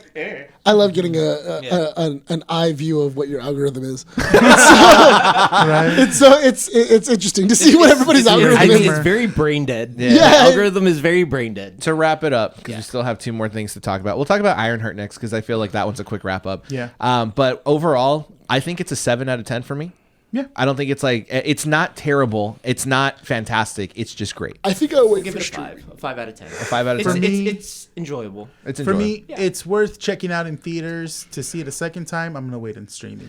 Where would you rank it amongst your Jurassic Park films? So it'd be JP1, JP3. You like JP3 that much? Yeah, JP3 is better than 2. It has the talking Okay. dinos. The reason I saw JP3 is because I had a substitute teacher in middle school, and he was one of the actors from the movie. So he was telling us about Jurassic Park 3 years before it came out. Okay? Years before it came out. And I remember this teacher, and I saw him. He's in the very beginning of the film. He's the guy driving the boat with the kind of bald hair, curly hair on the side. In the beginning, And in then- when they're The one that dies. parachuting? The one that dies as they're parasailing. Yes. Oh, that that was your him. substitute teacher. And he also said, I also done in other movies like Virus. He was one of the crew members on the ship that gets turned into a robot. So he's a background actor. Yeah. He was a background actor. So that's why I really like JP3. Oh, So okay. Well, that's a JP3 is different 2, reason. and then the third one I would have to say Jurassic Park World. Oh, just really? because it was like The Force Awakens kind of, and then I would go Jurassic Park 2, and then the last ones that came out. This one I would put right underneath Jurassic Park 2, and then the last 2. I feel like Jurassic Park 2 is just boring. That's the It only really problem. It's is. just slow and it's boring. Yeah. Tall grass scene. I I like the concept. It's yeah. kid movie for me. I was rewatching it yesterday, Jurassic Lost World, and I forgot in the beginning how they explained the reasoning of a second island, and I was like, okay, well, that's. I wasn't mad at it. I was like, All I know is that John Hammond just put islands up. Yeah. Like when he was first starting, he was There's like, so many islands. he goes, There's a I bought secret island for a secret island. I know. He's like, I bought 9 islands, but Brian's- people are only going to know about 2. Well, And then maybe- we're going to experiment on one. We're going to develop dinosaurs on another. We're going to grow them on this one. We're gonna make a theme park here, but and then that all one the doesn't work. failed in another theme park. experiments go to that island, And then we have Yeah. 2 different theme parks. He might not have been in the loop entirely because, mind you, there was a very specific scientist who had his own ulterior motives. Yeah. What's his Dr. name? Wu? Dr. Wu. That's true. So So that never went No, but anywhere. no, remember, It but Dr. Wu, didn't. but Dr. Wu wasn't the chief scientist at the time. he wasn't. No. No. Dr. Wu He was working for somebody else. Yeah, Dr. Wu So was who was that person? I don't know. Because never we don't. explain it, right? No, they because never explain it. no, we never see that Because invisible. no, but remember, Dr. Wu doesn't become like a villain until the Monsanto group. When the Monsanto group buys InGen, and then he could have been a villain in the first one too, but we didn't see it. no, because mean- in the first one, it's very obvious that the reason why Jurassic Park wouldn't fail necessarily the first one until Newman sabotages everything, because he's the one that turns off all the gates. He sets up all this chaos Yeah. so that way he can shuts steal the power down. Yeah, the only reason why Jurassic Park fails more or less is because of that. It's because of Newman. disgruntled. Yeah. Yeah. Rank your Jurassic Park movies. Be number 1, then Jurassic World, Yeah, I would put him in Jurassic World up there. And then 3. Then this one, Rebirth, because this one was fun. I like this one. And then I guess after that, it's like, which one's the worst one for me at that point? Lost Like, Kingdom. is it Fallen Kingdom or Fallen Damnation or Lost World? So what? To me, it's like which one do I put last? Which was the bigger turd? I think for me, it's Fallen Kingdom because I hate that ending. I hate Where- that ending. where they just where release the clone everything? girl is like, I'm gonna, they're like me, and just releases that, them. in that the one world. was really, And really I'm like, bad. you're gonna destroy the world. Like, because of that one, I didn't watch the last Jurassic Park movie Same, because it same. really Same. hurt me to The watch. problem was that in Dominion, it's really weird because like the problem is a locust horde, and it's Yeah. like because there's like these old locusts that are now ravaging the food supply. Like they're ravaging forests. I mean harvests, and they're being controlled by someone. Like they're bioengineered to specifically eat basically the crops that they don't want. And so they're saying, oh yeah, buy these crops because then the locusts won't eat these. And so it's a money scheme. It's literally just a scheme. That's the whole point of Dominion. I'll tell you right now that for me personally, World ruined watching the other two. Jurassic World? Yeah, so for me it's 1, 3, Rebirth, World, and then 2, and then I never seen Fallen Kingdom or Dominion. Really? You I never think watched it? I like World. You're not missing a lot. I I like know. Jurassic That's what I've heard. World because it's clever, and it has a cool fight scene with because you have a T-Rex and a Indominus. and Yeah. a raptor. But teaming up. the Spinosaurus and T-Rex for me is more nostalgic. I guess. Yeah. But it was that fight was underwhelming. I do like the. I It was like do. As a kid, it super wasn't. hyped. It was I didn't like it as a kid. I was like, oh my god, the T-Rex Yeah. just I was rooting for the T-Rex. I was like, the Yeah. T-Rex is gonna. I was like, Yeah, but T-Rex then is you can't sell obvious. toys. exactly. They still sell They toys. still sold it, yeah. But Spot- the Spinosaurus, I remember getting the Burger King toy for the Spinosaurus. Yeah. Yeah, they kept pushing the Spinosaurus. I was like, "Where's the freaking T-Rex?" I was like, Honestly, I didn't care about the Spinosaurus. I love the Spinosaurus. That's just me. care about it. and the river scene Yeah. at the end. Yeah. I was like, it's a T-Rex. Also, with- Pterodactyl Dome in Jurassic Park 3. yes, I love that scene. Yes, oh, that scene is actually pretty "That's cool. actually pretty good." Alrighty. except the part with the rap. Alan. Alan, And then it did hauntify that jingle for me for the rest of my life. The The Nokia yeah, thing. the Nokia. Also, Jurassic Park 3 is the number one reason why I would never name my kid Eric. Because that name is just bled into your head in that movie. Oh. Every 5 minutes, Eric! What's that? It's TP. God, Yeah. You don't want to know how I mentioned. got Tell her that. that's a bad idea, honey. They're saying it's a bad idea to be screaming. What's a bad idea? I forgot to mention that leaving the theater, so many people our age were wearing Jurassic Park shirts. And I told Rene and Sean afterwards, I'm like, dude, we're that generation now where we're taking our kids to watch movies that we grew up with, which is weird. Yeah, because Jurassic Park came out in what 92. Yep. So it's as June. old as us. It's Yeah. a June movie. Yeah. A Jurassic Park. I think that's also really why I like Jurassic Park because I little would older. see them in theaters for my birthday. Yeah. Okay. That was because I remember the first time I ever recognized watching Jurassic Park was on VHS. I was watching 98, I think, for me. Yeah, 90, it's probably 99. 98, 95, something like that. Oh man, Andrew and I would have. We wore out one copy of Jurassic Park. So did me. We had to buy yeah, a second copy Yeah, of so it. did me and Justin. Our copy had the lines, Yes. like the constant being played rewinding. for so constant much? rewinding. Yes. When Yeah. we wore out the tape, All right. Let's quickly go through Ironheart. you could wear out tape. was good. kids. You can wear out a tape. Ironheart. So, just real quick, I feel like, I watched IronHeart. yeah. Uh, Give us a quick rundown of what you think, and then we'll talk about the ending. And then we'll say how wrong you are. I can do this. I can do No, this I- in literally 3 minutes. You have a letter. This is have just a left? this is just for episode 1. Oh. I did. Dude, he had us. He literally said when I was talking to him at work, he literally goes, "I sat down and I took notes." I was like, "Bro, it's not that important." I just feel because Is it not racist? I won't say that it was glazing because I do see what there was to enjoy from Ironheart. I did enjoy Ironheart. except when she would start talking.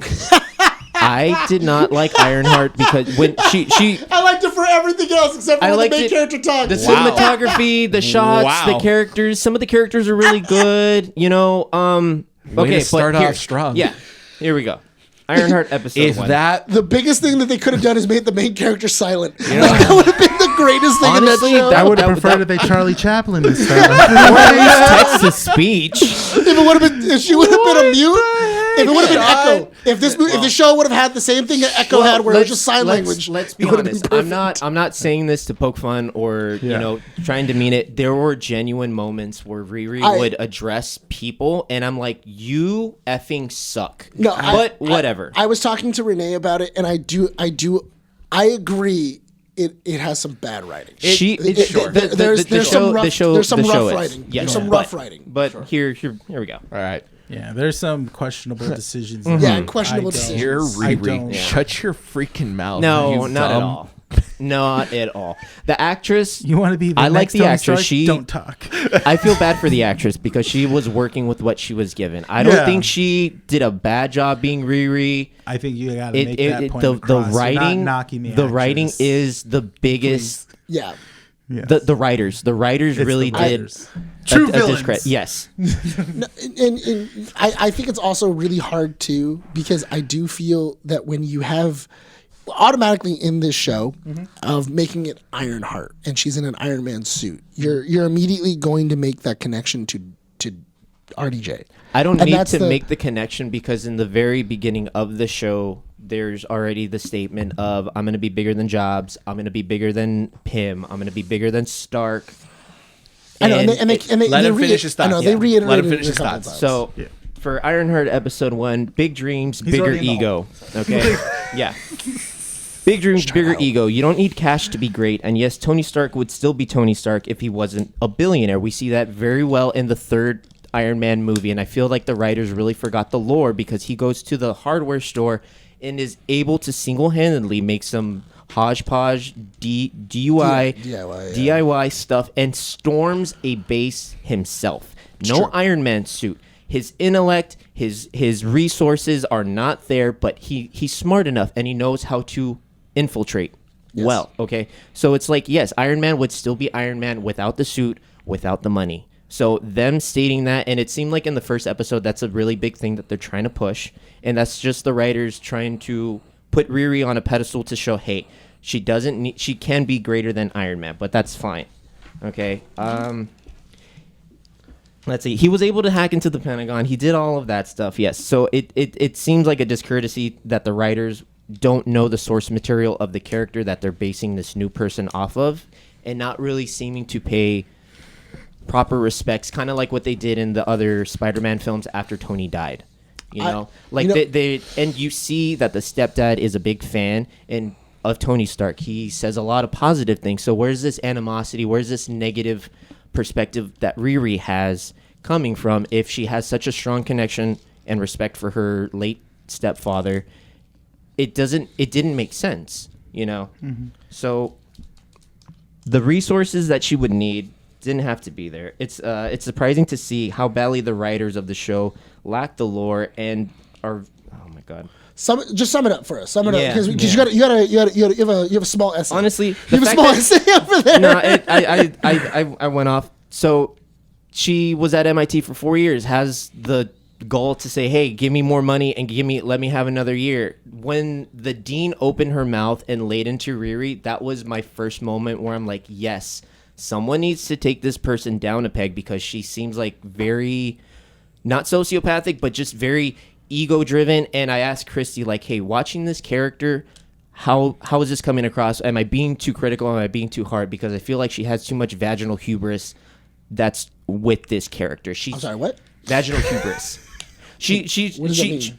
Yeah. What do you mean by I'm vaginal I'm hubris? best. I'm greater than everybody. You know, I got this thing between my legs. I'm no. super better than everybody else. I didn't see it like I saw it as very Gen Z. Like I saw it as very like I'm better, Generational. like Yeah, like the a Gen Z that I see on social media where I'm like, please shut the F up. Like you guys, you All right. No, So, so I'm gonna. Are you done yet? Because no, the soundtrack was okay. The first episode, I was not really involved. Yeah, that was into. episode- This episode was- That's what Second I'm saying. episode, I was enjoying it in the third episode, Yeah. but the writing and how everything revolving around Riri wasn't the strongest. I preferred the AI more. I really liked Natalie. There were some things. Her character was more of a playful character that I enjoyed listening to and seeing on the screen. Riri, and I said it last week without even watching the show, that she's a villain, and it turns out at the very end of the series, she does become a villain. She is a villain throughout the entire thing. Obadiah Stane's son says it perfectly. You're a bad person. And the fact that she asked her love interest, not love interest, am I a good person? The fact that you have to ask somebody that shows that you're not really a good person because you're just trying to define the means to the end for yourself. Like, yeah, I'm doing this because it's good. You're not really that good of a person. You screwed a lot of people over. You're constantly blackmailing. When they do it to you, you make this big thing of it. You know, you bitch about it like, oh, how can you do that to me now? Like, the character's just, Riri Williams is just written very, very poorly in the show. Everyone else in the show, I did enjoy. The crew, I was like, you know, you guys are kind of corny, kind of buggy, but like the main character, the Hood, I like the Hood and I liked his cousin, you know?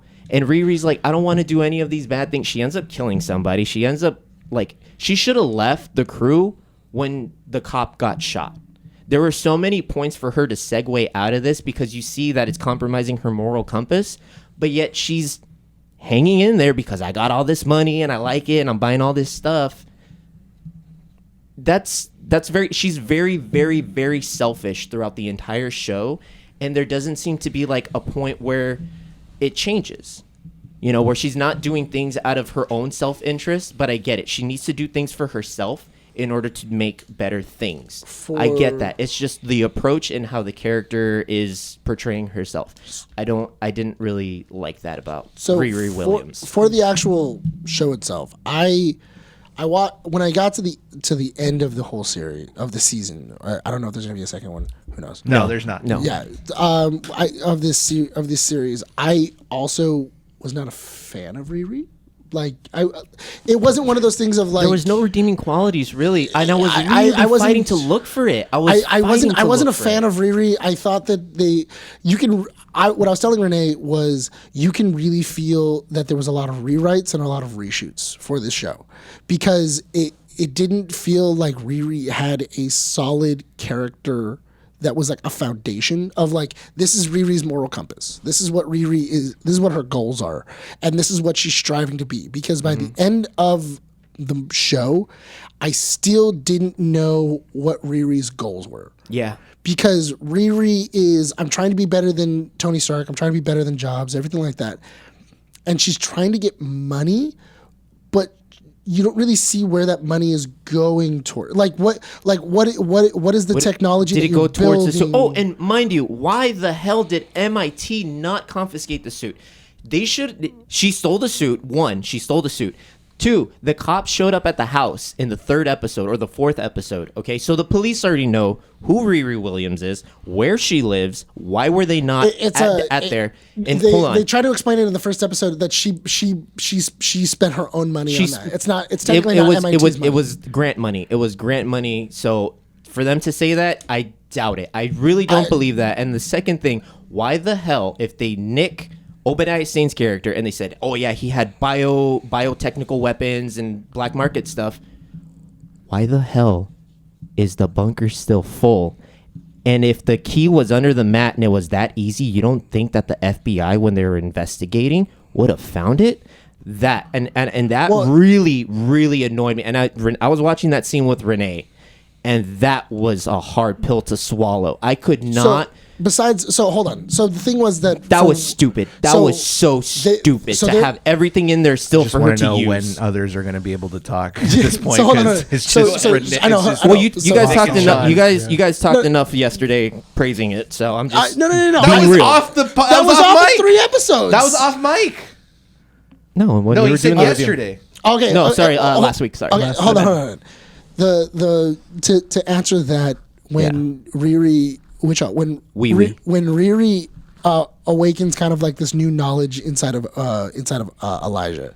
He brings a lot of that technology to the house because he's tampering with he's fiddling with his arm.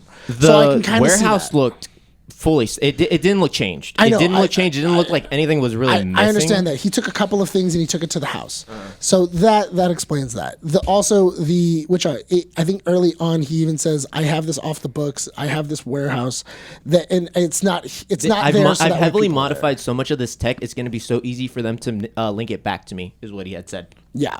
So, don't get me wrong. Once again, this is what I mean by I feel like the show had a lot of rewrites and a lot of people were putting in ideas. And if Ryan Coogler did work on this, I definitely see some influence in probably the style of how it was shot, how it looked.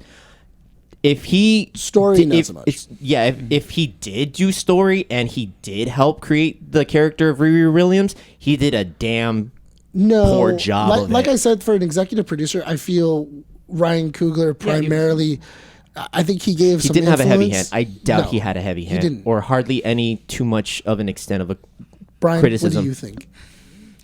I think I'm just more annoyed at the amount of complaints that not just from you, but from everyone that they express about this show, because we got something different and it's still not enough for people. Personally, for me, I like Riri Williams because she's a bad character, because she's a terrible person. I'm tired of wins when it comes to these people, because when you get a win, then you don't end up using the character. It's a really bad hero's journey, though. That's fine, because you know what? We get to have her later on. For me, I've always understood Mephisto as a character that gives. Oh, by the way, Mephisto's in the show. Yeah, Mephisto's in the show. if you Sacha guys Baron didn't know. Cohen, Yeah. hey, daddy. He gives and takes more. And the fact that she made a deal with Mephisto at the end makes every unredeemable quality that she had in the first 5 episodes understandable, because she has nothing. She basically, the moral of the story, if you wanted to kind of like see what was her goal, was not that she had to work for anything. It's that she wanted the easy way out of everything. She had no money in MIT. She turned to a life of crime. But I'm not a criminal, but you technically are. Then you start You're to complain. blackmailing. Yeah. Oh, I miss Natalie. I miss that. I miss all these different things. Okay, you made an AI in the image of Natalie because your Unintentionally. brain scans, unintentionally, but because her brain scans allowed her memories to be recreated in AI. Right. Yeah. It's garbage. I don't like it. Okay, your mom told you 3 different times, call me for help. Tell me when you need help. Ignored everything. Yes, Riri, so but you rude know to her. why I like this? It's because I know people in real life that are like this, and it's a fresh of breath air to see that in a show. Because when you point it out, the same people will always say, "But I'm not like that." But you 100% are. She is a realistic individual. I feel like she is as human. real. She's human. She is as human as you could possibly make someone. all the And I worst like parts that. of being human, and that's- I see and and I that's see I fine. see her. Yeah, I see but the to human me, side. That is the where more, I am 100% fine with it, because at the end, when I could see why you. Well, I could see why Yeah. you would like that. Now, I do. I like the fact, because we talked about this last night, where I was telling Rene, I'm like, for wasn't me, there, but yeah. I know. That's what I'm saying, last night. So I don't like Brand New Day because it's Peter Parker bitching and then getting what he wants with no real reason other than the fact that he misses Aunt May and, willing to give anything and up. I also feel like that's the tricky part with Mephisto, is no matter what, it's always going to be this like shortcut. Yes. It's a shortcut. But now, when you look at Riri and her conversation she has with Mephisto, it's a 5 to 10 minute piece of dialogue where you can kind of see Riri make sense of like, but you know what? I'm learning to not take the easy way out. I should work hard to get what I want. But Mephisto's like, hey, bud, so I've manipulated people. I've done this, this, and that. I can give you what you want. You won't miss what I take. So just agree with me. And Riri goes, okay. the I'm really sad Nat died. Yeah, the only thing I didn't, the reason why I didn't like the making a deal with Mephisto was because once again it's Riri not learning anything. She isn't. Yeah. I know, but throughout it's the entire, because it's I saw what the hood did I saw what the hood did. I saw how it manipulated him. I saw what it turned him into. I visually saw what making a deal with Mephisto looks like. It changes who I am. It changes my morals, and it scars me. And then when she's given the option to make a deal with Mephisto, it doesn't take her a lot of like finagling to like make her go, oh yeah, that's a good idea.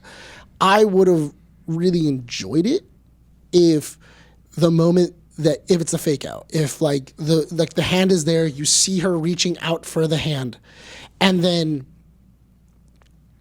you see the flash forward where it's like, oh, she was able to figure out how to bring Natalie back with magic, and it's that idea of, oh, she made the deal with Mephisto, and then having that moment of her like hitting his hand away and kind of going like, you know what, I'm tired of this, and then doing her own thing, because that would have been a little more Starky.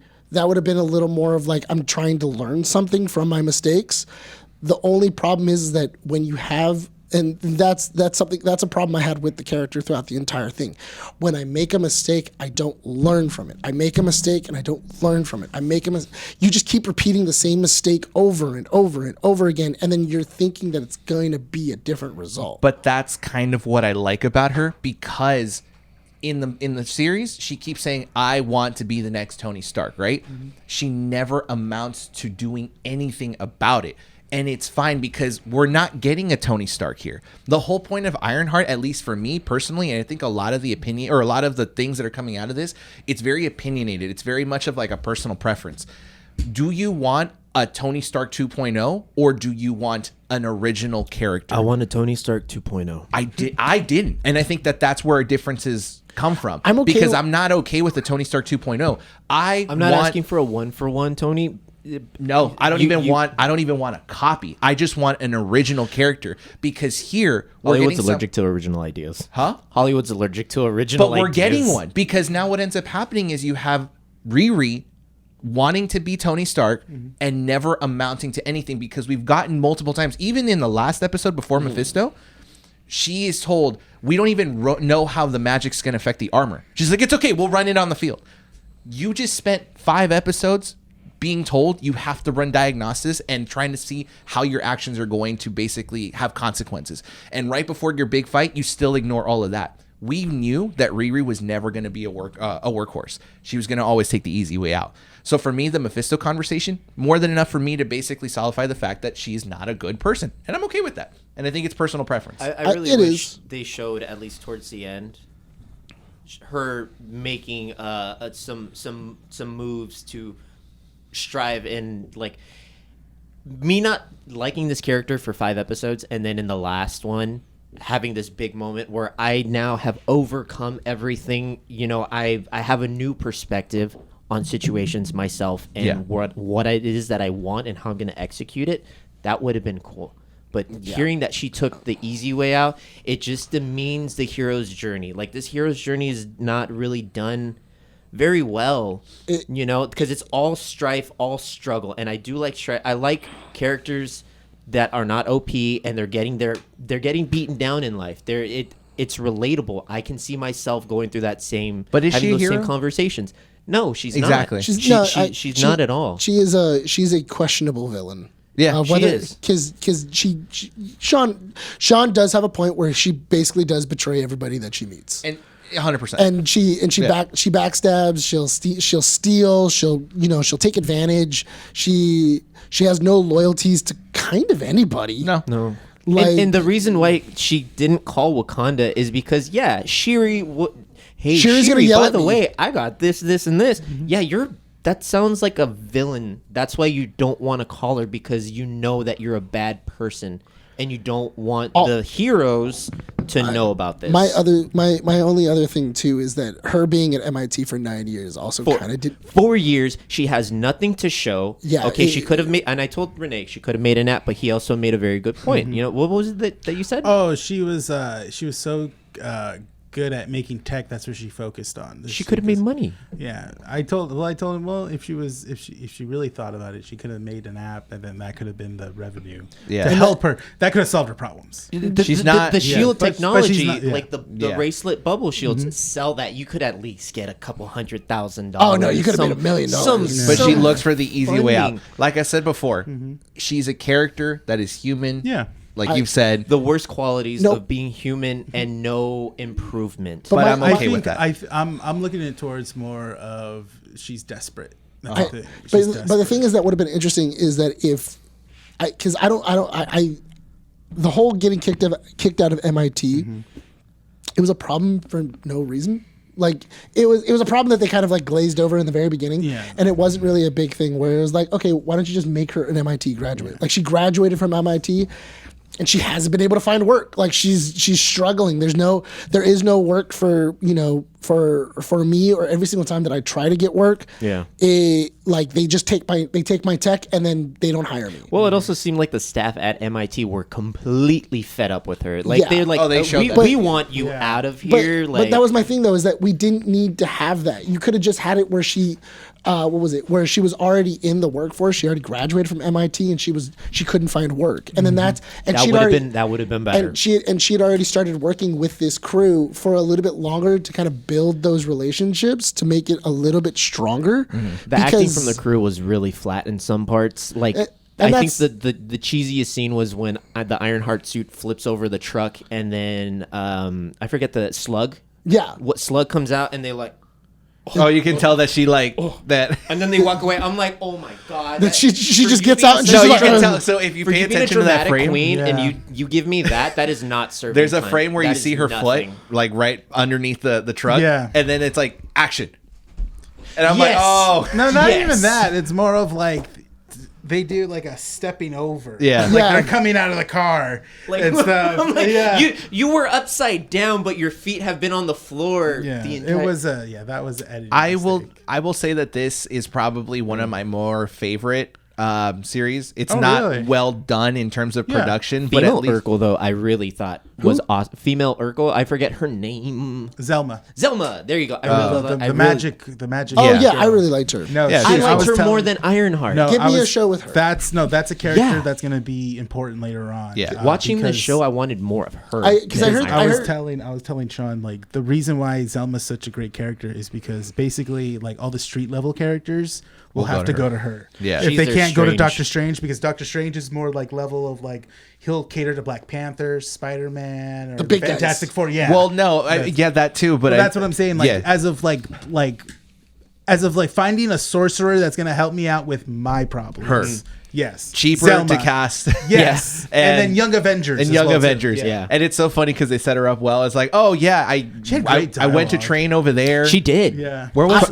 Not Karmatosh. Yeah, it was. She's Karmatage. Yeah, she's- her, oh, yeah. her Yeah. mom was a failed student from Karmatage. But She lived there too, didn't she? Yeah, she was born there, I Weird, think. Yeah, the weird yeah. thing is that I enjoy in the last couple of episodes. I enjoyed her. Yeah.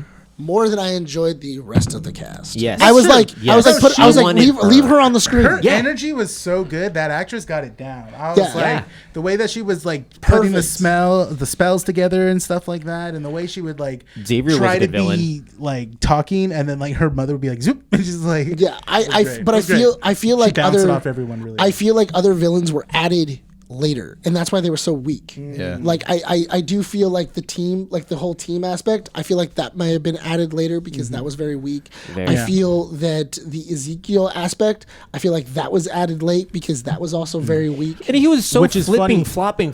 flopping, like which is funny because all of the Hood's group members, they're actual comic book characters. That's why. you They're guys all didn't mention act- Eric Andre, by the way, in last yeah. week. You guys should have mentioned Eric Yeah, he was Andre. in, like, That- I was he's in, a like, couple only in scenes. You one know- episode, He's and like then in a referenced single again ep- at yeah. the last episode. Like, I'll- I mean, what was so special?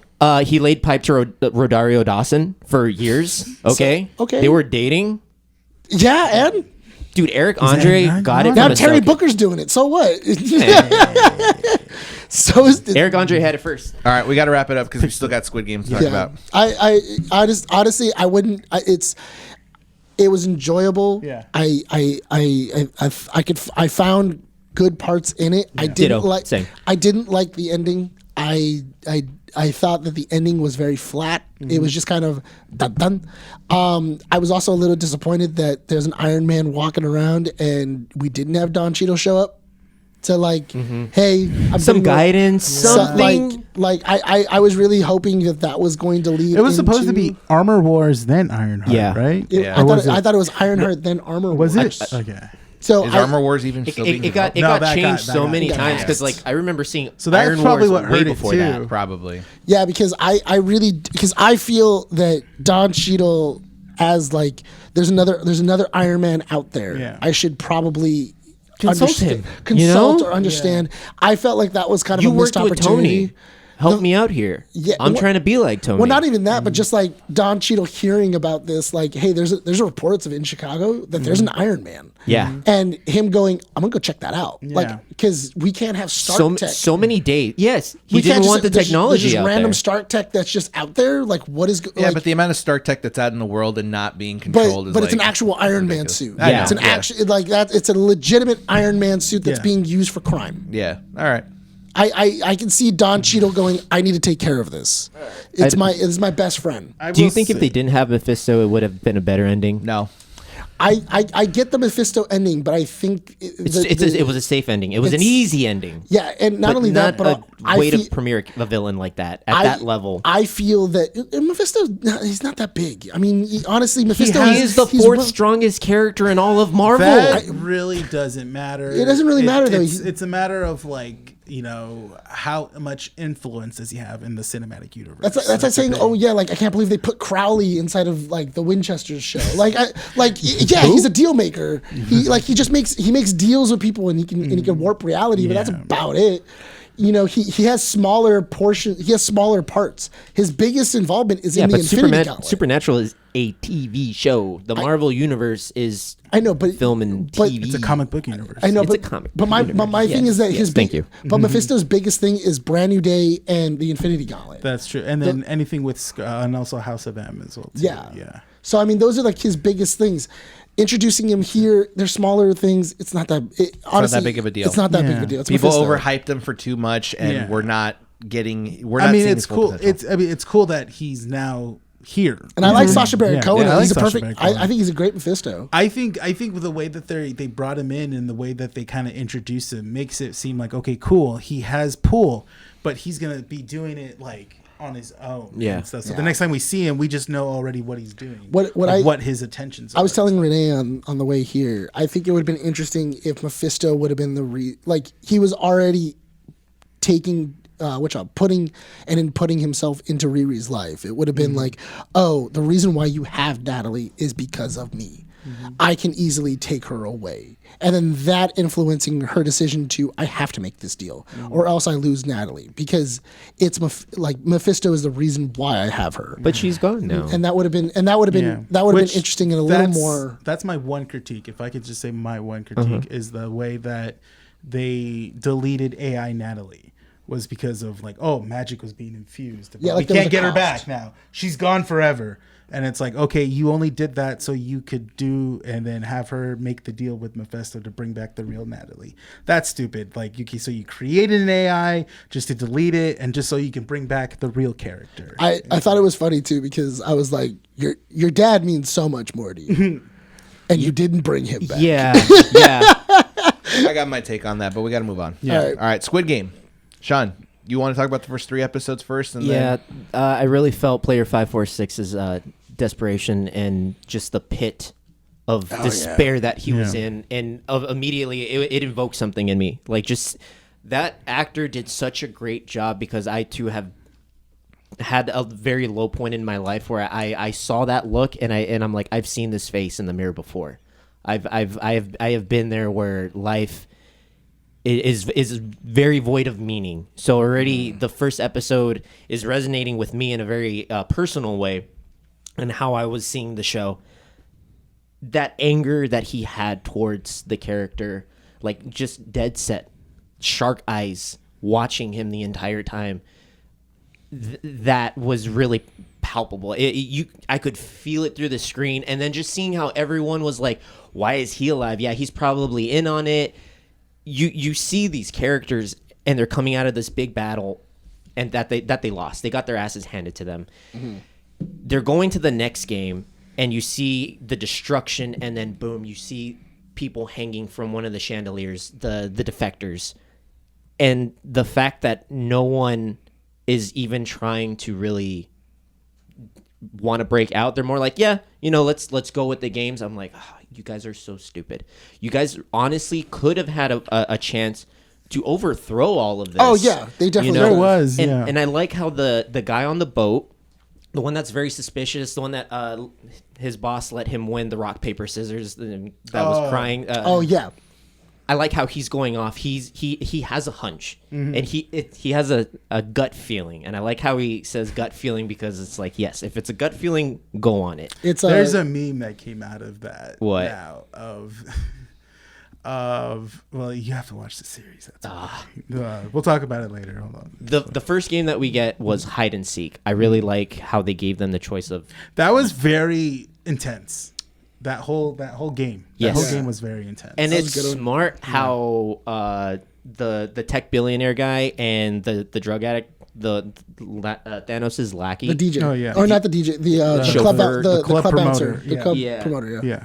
how they realize like, hey, let's kill more people so less people have targets to pass. So they we were have just more money. Yeah. so they could have Yeah. more money. And I was like, his rationale damn. was actually pretty good. Yes, it was. It made sense to the character when you're watching it. I would have done that. He's like, yeah. He goes. He wants to make a better life for him and his baby and the girl. Yeah, and he's thinking, and he's trying to. He's trying. and it's interesting too because the teams were equal, and it was so technically there's one person for every person to kill. Yes. If every Yes. red person kills every blue person, all the red team will survive. But if I kill blue people, if I kill more blue people, then That's more money. that's more red people that can't pass, and they have to fail. I was already ready to cry when the trans character was stabbed in the back. I love It's so metaphoric. It's so metaphoric. As they found the exit too. Yes, They found the exit. There's I think there were Figured it multiple out. exits. There Had was. all There the was, huh? keys. Yeah, all over that room, there were multiple exits. What a dirty move too! Is that you have to collect all 3 keys in order to. Yes. to So that to means you get out. either had to team up or Yeah. you had to go on corpses and Yeah, see. and you Yes. have to go back and look They and didn't even find tell- keys. And they didn't Yeah. say it. So as soon as you found the door, you had to do what that sage woman did, where she Yeah. like found it and then I'm she was so like, glad she died. "Oh, I was so happy." She could have died a lot better. She I- could she- have. she could have. She could've. could have. So How messed up was that? She walked into the room and she goes, "This is the room." And then she walked walks around. away and just runs, and they're like, "What is she has a little blood, the little blood arrows, and she's like closing her eyes, peeking. Yeah, because she's a charlatan. We're going this way. She's a charlatan. Oh my God. Yeah. I don't have much to say until Sean walks out of the room. Yeah. Yeah, that's the thing. I had to stop watching after episode 2 of Squid Games because the ending really, really, really like destroyed me. I was was this the- close what was the- what was the to part that- sobbing. What was the part that stopped? It was the mother. It was a mother and son, and how the just I like those two characters. You like the from season dynamic? 2. I like their dynamic. Yeah. Oh my god, this guy's such a loser. I have so much debt, but here comes mom. He's a mama's boy, and like Mom always fixes everything. I'm You gonna know, it's- I'm gonna try and fix everything, and then to have it conclude the way it did. She tried so hard to save her son, but then at the very end, she had to kill him in order to save the baby and the mother. For her to have made such a drastic decision, and because I was watching it in Korean, I wasn't watching it English dubbed. It's hard. It was so hard. It was so. I think hard. they had an interview with the actors. on that Yes, scene, they and, were rewatching the scene. And the actress that plays the mom, she was crying again because she Yeah. delivered that line well. She. By the way, all the actors that were in the second and third season. No. This is dirty of the writers of making us fall for these Yes. characters in In season season 2 and have these high moments. Like in that one thing when they're doing that relay Oh yeah. game, and they're all having fun, and they're all like, "Yeah!" all cheering each other. You're just like, "Oh, this is so cool!" And then season 3, nope, We kill half yeah. of We're the killing, people we're killing, from we're that killing squad. them. We're killing people in this season. Not only that, but also They wasted no time. We also Everyone have, you loved, we also have gone. to kill them dirty. Yeah. Like we're killing them dirty. Yes. All right, we're gonna step What out. was the last thing you saw? It was literally that the baby was born and Oh, you haven't gotten to the next episode yet. No. Your anxiety goes up for the baby. Watch. Okay. that's the jump rope. Yeah. You haven't gotten to the jump rope. No. We're going to talk about that right now. All right. Hey, at least they got a new song this season that Oh, yeah. kids are That's going to be singing. Yeah. Oh my god. dun, dun, dun, dun, dun, dun. Yeah. Sean, we're running out of time. Go. You guys go. are 1 hour and 43 minutes. We're at 43. We're gonna do a 2 hour here. Yeah, there's no way we're gonna rush this. So, but if okay. Sean quickly leaves, Well, he's He doesn't have shoes. Take it with you. Take it with you. Go inside. let's get out, Sean. So All right, when so- the mother kills herself, I was like, right. the moment that he was like, like that scene really hurt me, and I was like, I didn't want to say it, and I was like, what? And he goes, oh, the mom killing the son, and I was like, oh. He's going He stepped outside. out. I stopped outside. I thought it was the mom killing herself at the very end because of the things that she had done. And he was like, no, like her killing the son. I hadn't gotten to the next episode yet. And I was like, oh man, the next episode's going to be rough for you. So I will say, I'll start off by saying this. Yeah. I was more annoyed of season 3 because it felt like there was a lot of unnecessary storylines that took me away from the actual plot that I cared about. Well, that's the thing. I took this as this is how a regular game goes. Yes. With this many guys at the end and stuff like that. Yeah. And it gets very selfish. Yeah, It's very greedy. So the and stuff. games were good. Yes. I enjoyed Ji Hung and the group's journey there. That was Yes. my favorite part. Yeah. The detective part felt too long because it took him doesn't go way too. anywhere. It doesn't go anywhere. It doesn't go and anywhere. it took too long for him to realize. And that's my problem So- that I think I had with season 2, Yeah. where a lot of the characters were too stupid to They were kind of playing put. dumb. They were playing dumb, and it's Yeah. like okay, They're ignorant. They were Yeah. ignorant, and I'm Yeah. like, I get it. Like these characters are ignorant, but how many times do they have to be ignorant, suffer a consequence, and still be ignorant? Like think- it's and- more and- than 2 or 3 times. But I feel like that also could just be a cultural thing. Of and I understand that, yeah. That's more of a cultural thing of he saved my life and he's been looking out for me. So obviously, how could he be a bad person? He can't be. He can't be what working you're for talking them. about. Yeah. So and it's and I think that is a cultural thing. But they also say that when he's shooting everyone, he tells that to him. He goes, "I was told to keep you alive." Yes. And stuff. I was So that told to way- keep you alive and yeah. keep you away from the island. Keep you away from the island. So keeping you alive was part of my job, and having you look at me like that was the whole point. Yeah. You know, so, yeah. And yeah. It just felt like there was a lot of unnecessary. You could have had all 3 storylines, but to make them equal in length was very annoying because Niso, I think is her name, the guard that defected, Yep. her storyline took too long as well. And It took too long, and even at the end, it doesn't like have a fulfillment. At no, the end of because it. her daughter's in China. But there's possibly.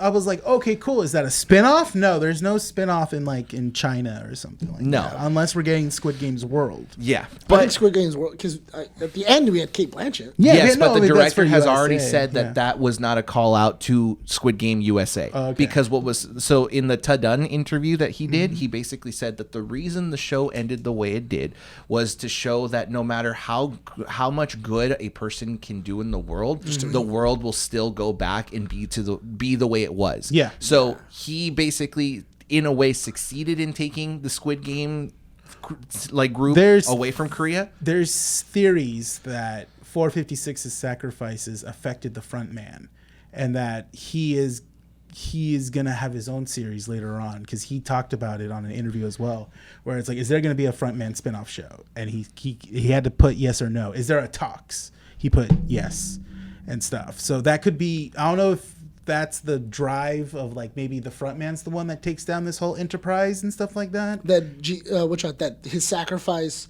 changes his thoughts. His out views and stuff of how the game should be. because like that. Yeah. I noticed that was because He's not rich. He didn't come from rich. He was he came from. he was a contestant. He was a contestant. Yeah. Yeah, he was a contestant, and the original guy that Jin beats in the first season was the one that gave him the chance to be the leader. Yeah. And everything else. He was picked by him. And it was the same way that he was trying to pick Jin, because he gives him the knife the same way that the original guy he's did. He's hoping Jin He's gonna and make him the are same the decision. same, they have similarities. It was what was it? It was very Joker of him. Of everybody would do the same thing in my situation. Everybody's as crazy as I am and as desperate. And in this situation, I murdered everybody and took the money, and I was able to survive. I crossed that line, and I came out on top. Yes, and everybody would do the same thing. Yes. And then when Jin didn't, he had a change in perspective where he was, and because even at the end when he's looking at Jin's body, he's kind of going like, why did you do this? Like you could have made it out. You could have, there's so many ways that you could have survived. Even just giving up the baby, you could have won. You could have survived. You could have seen your daughter. The last line he says, which is like, we are not horses, we are humans, is a good callback to season 1. Yes. Because it's like, oh, he used to bet on horses bet just on like horses, people are betting on other people here. Yes. But he understands there's like that change of heart, and I think that's what the front man. But see, all of that storyline is great because you have that like that reverse back. It goes back to the season 1, and that storyline is great. I feel like when people say that this was the weakest season, don't fully understand that there is this was more of like, if season 2 was okay for them, it's because it laid the foundation for the ending of season 3. I would say season 2 is the weakest. This is why all the deaths are sad, because of what happened, what we got in season 2. But season 2 ends up being the weakest season. I feel like season 3 is 2B. It's not necessarily because I would say like a different season would be a totally new story. I feel like this is a continuation of part 2. It's part 2 of this season. So, which kind of does upset me that this is Squid Game 3 when it should have been Squid Game 2.5 or something like that. Or 2B or something like that. Yeah. Or a second, like the second half of the season release. Yeah. You could have just said it was season 2. I can tell you that the writer and the director of Squid Game has already said that he basically was dead broke before he sold Squid Game to Netflix.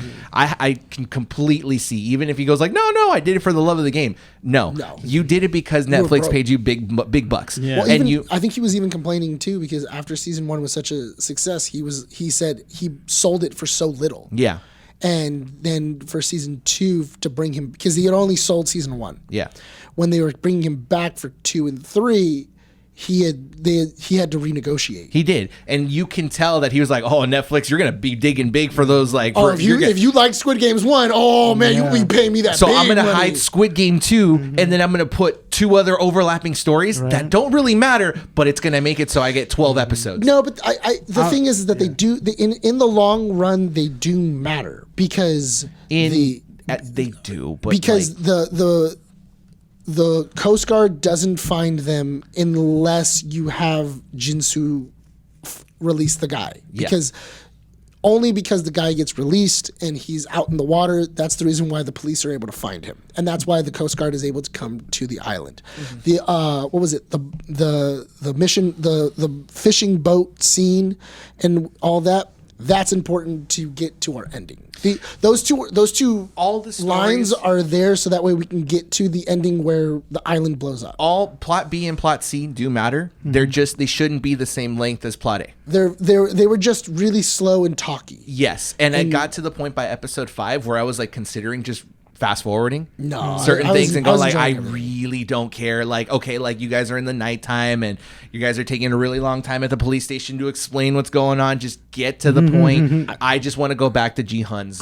You know what? I think it's just that because I enjoyed those scenes. I really enjoyed the whole like what was it, like them going and then him finding all the stuff inside of like the house. But those are bag and necessary house. scenes. Those are fine. I'm talking about the scenes like on the boat when he's like talking to them and it's about like, oh well, you know what, we should go to these. It literally felt like because this. you needed that scene so that way when he kills him, he remembers he specifically crossed out this area. So in reality, he marked where the island is. But this is how the scene felt.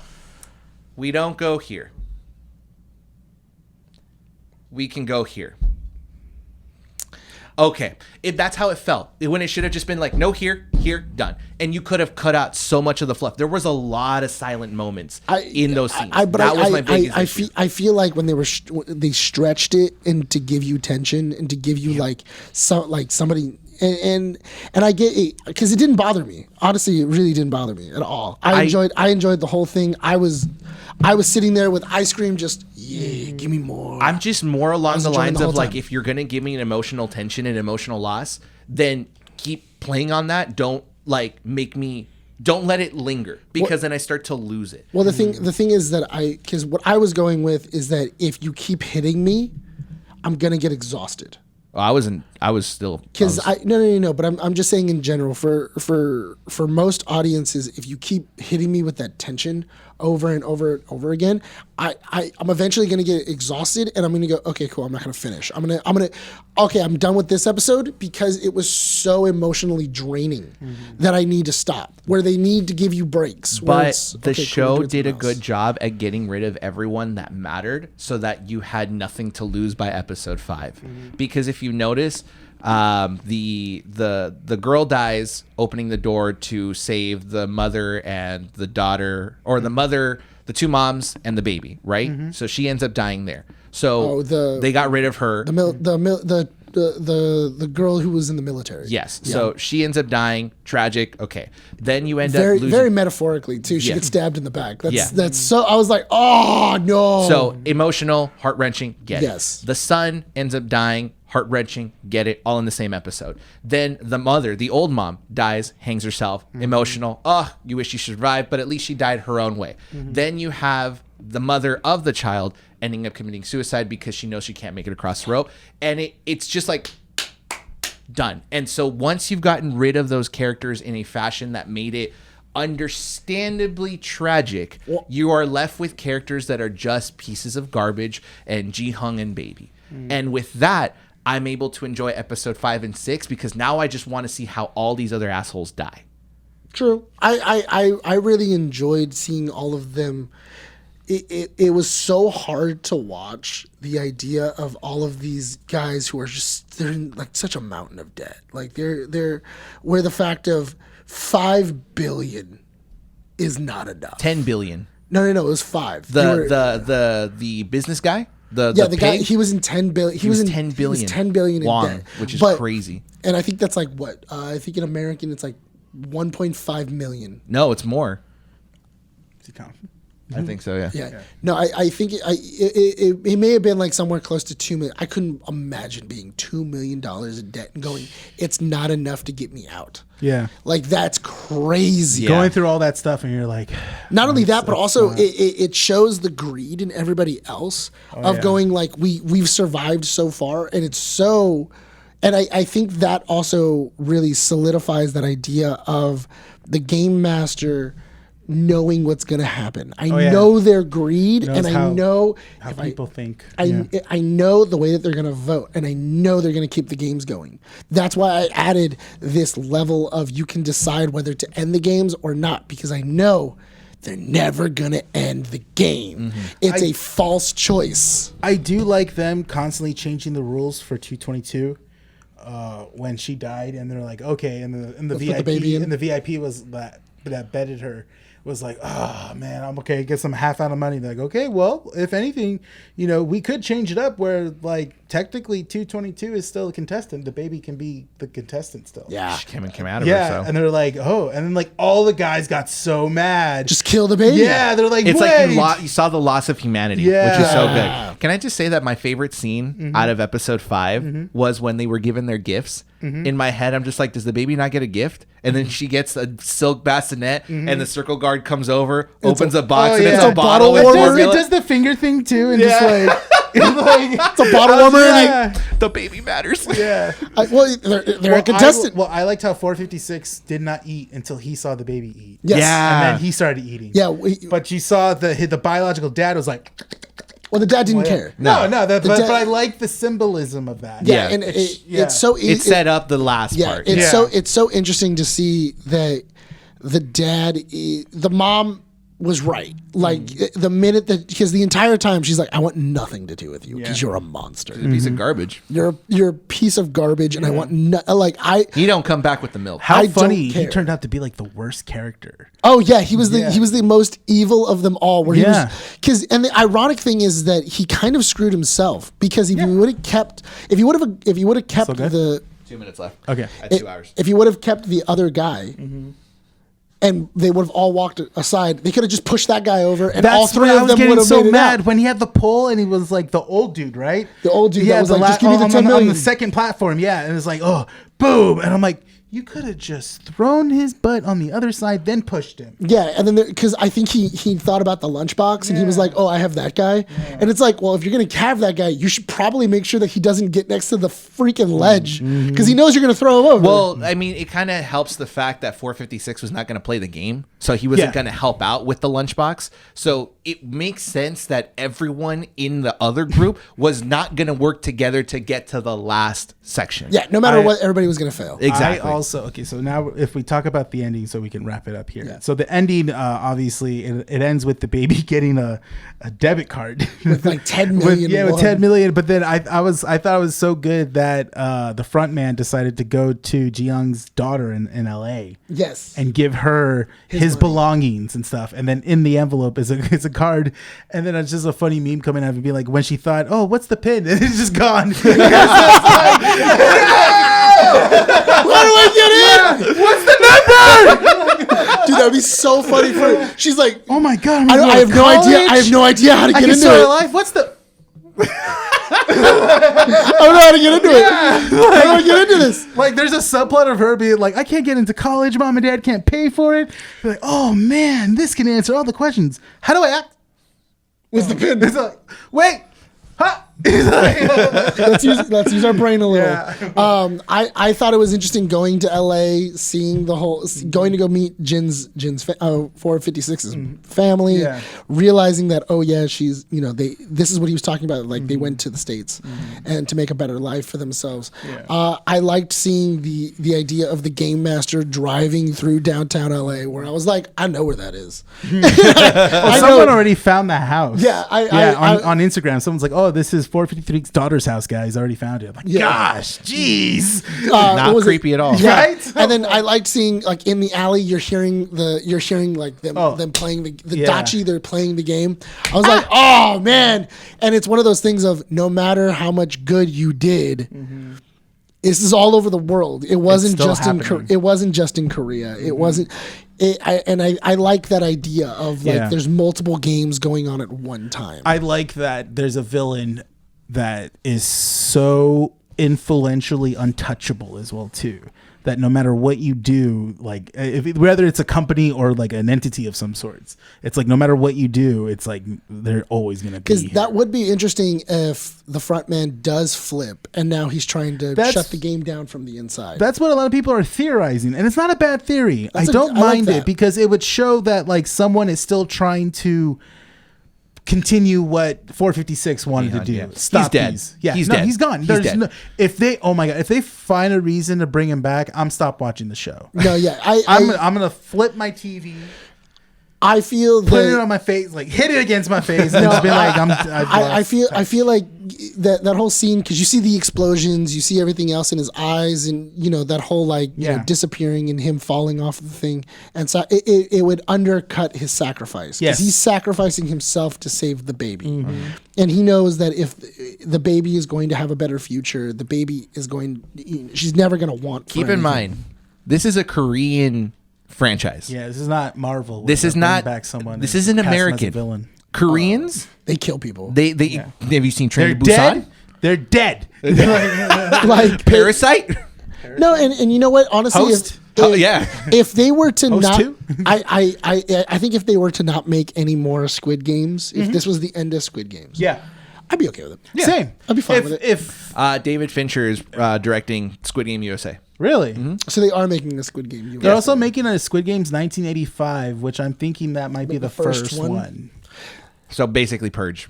It's basically the 100. It's Well, the 100 it's cool games. to see the early stages. Like, what was the idea of how because they are heavily funded. Yeah, like So- where did the money come from? Yeah. So is it like a journey of like him reaching out to the 1% and being like, "This is what I do. This is what I do, you guys. You want to put a little money into it?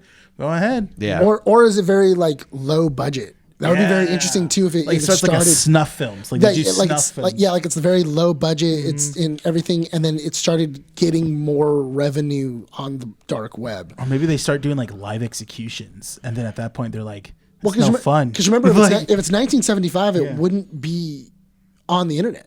It would, That's what I'm saying. Yeah. huh? 1985. Yeah, still, 1985. it No, I wouldn't- mean, they would be either. That's what I'm saying. They either film it or they would be like a live show. Like, it'd they be, would have- it'd yeah, be that's like what I mean. it would be like a Eyes Wide Shut kind of thing. Yeah, it was like Where- only yeah. the 1% are invited, and Yeah. like that's how you watch this and gamble on it. You have to be there. Oh, is it more gladiator, like gladiator, where it's just like a coliseum and everyone's just watching? It would be kind of interesting to see like what's it called? Like the first Hunger Games. Yeah. Where they were. I mean the one where Snoke was in it. Yeah. Like I thought that would be kind That'd of be interesting. That'd be interesting. All right, let's go ahead and wrap it up. Oh my god, this has been a long episode, guys. Yeah, We are sorry, so we talked sorry. about 3 things, but hey, you get 2 things. hours. There yeah, you go. but no comic strips. You know, that's the thing. Sean! Sean! Come back! Oh, he's back, guys. Yeah. Alrighty. Did you hear me? I did. Oh, okay, cool. You ring me right round, baby. No complaints right this time, round. guys, because if you guys wanted a longer issue, you guys got it. But Yeah. you guys can check us out on post credits. You heard Sean's complaints. Yeah, exactly. I won't say I tried not You to dropped the complain. dummy! We'll talk after the podcast. Thank you. All right. Go check out w.gg for 10% off. Use code KeepUpNerd. Check out our Patreon, patreon.com/Keep Up With The Nerds. Check out our socials, Instagram, Facebook, and xmen.com. Check out our YouTube channel, youtube.com/Keep It Up With The Nerds. Check out our audio platforms, Spotify, Apple Podcasts, and Podbean, now YouTube Music as well. Do we have any final thoughts before we close out? Well, I liked IronHeart. I liked IronHeart. I liked IronHeart. I And like liked some parts of IronHeart too. I did. very little. Do you like parts. Rebirth, Nick? No, not little. Do you like Rebirth? He hasn't seen it yet. I haven't seen it. Yeah, what did I'm you gonna- like? What I'm did you like gonna- about today? I'm gonna save it for streaming. What'd you- Catch us for our next issue, which we review. Oh, Superman! You would've just watched Superman review next week, guys. I am Super Let me excited. tell you, Nick came into the shop, Yeah. acted like a new child was born. Oh, dude, I totally he forgot. came in, he was all groggy, and he was like, "Oh yeah," and I told him like, "Oh yeah, guys, like Superman's next week. Superman's next week," and he's like, "Superman's next week," and complete mood change. Like, Oh, dude, Superman. We got to post the pictures too that we did take. Oh, of the we did take theater. photos. all right, we'll Yeah. take We'll take one of Nick, and then maybe that could be the thumbnail for next week. There was a. I don't want to say. We'll see. I don't want to say what it was. There's Yeah. AMC. There was a prop, not a prop, Superman? but like a cutout. Yeah. Yeah. Oh yeah, it's the one where he's lifting stuff. Yeah. Yeah, you Yeah. can take a photo of it. We took Yeah. photos. We Next took week. our. It was photos. fun. Yeah, Yeah. yeah. We did a little photo shoot. I want to take a photo. Yes, Yeah. We'll take a we'll get a photo Next of week, you. yeah. Next week. This has been Keep It Up With The Nerds, issue 254. My name is Brian. Yeah. Rene. I'm Sean. And signing up from Motor City Comics. We'll see you all next time. And in post credits. Bye. Check us out in post. Bye guys.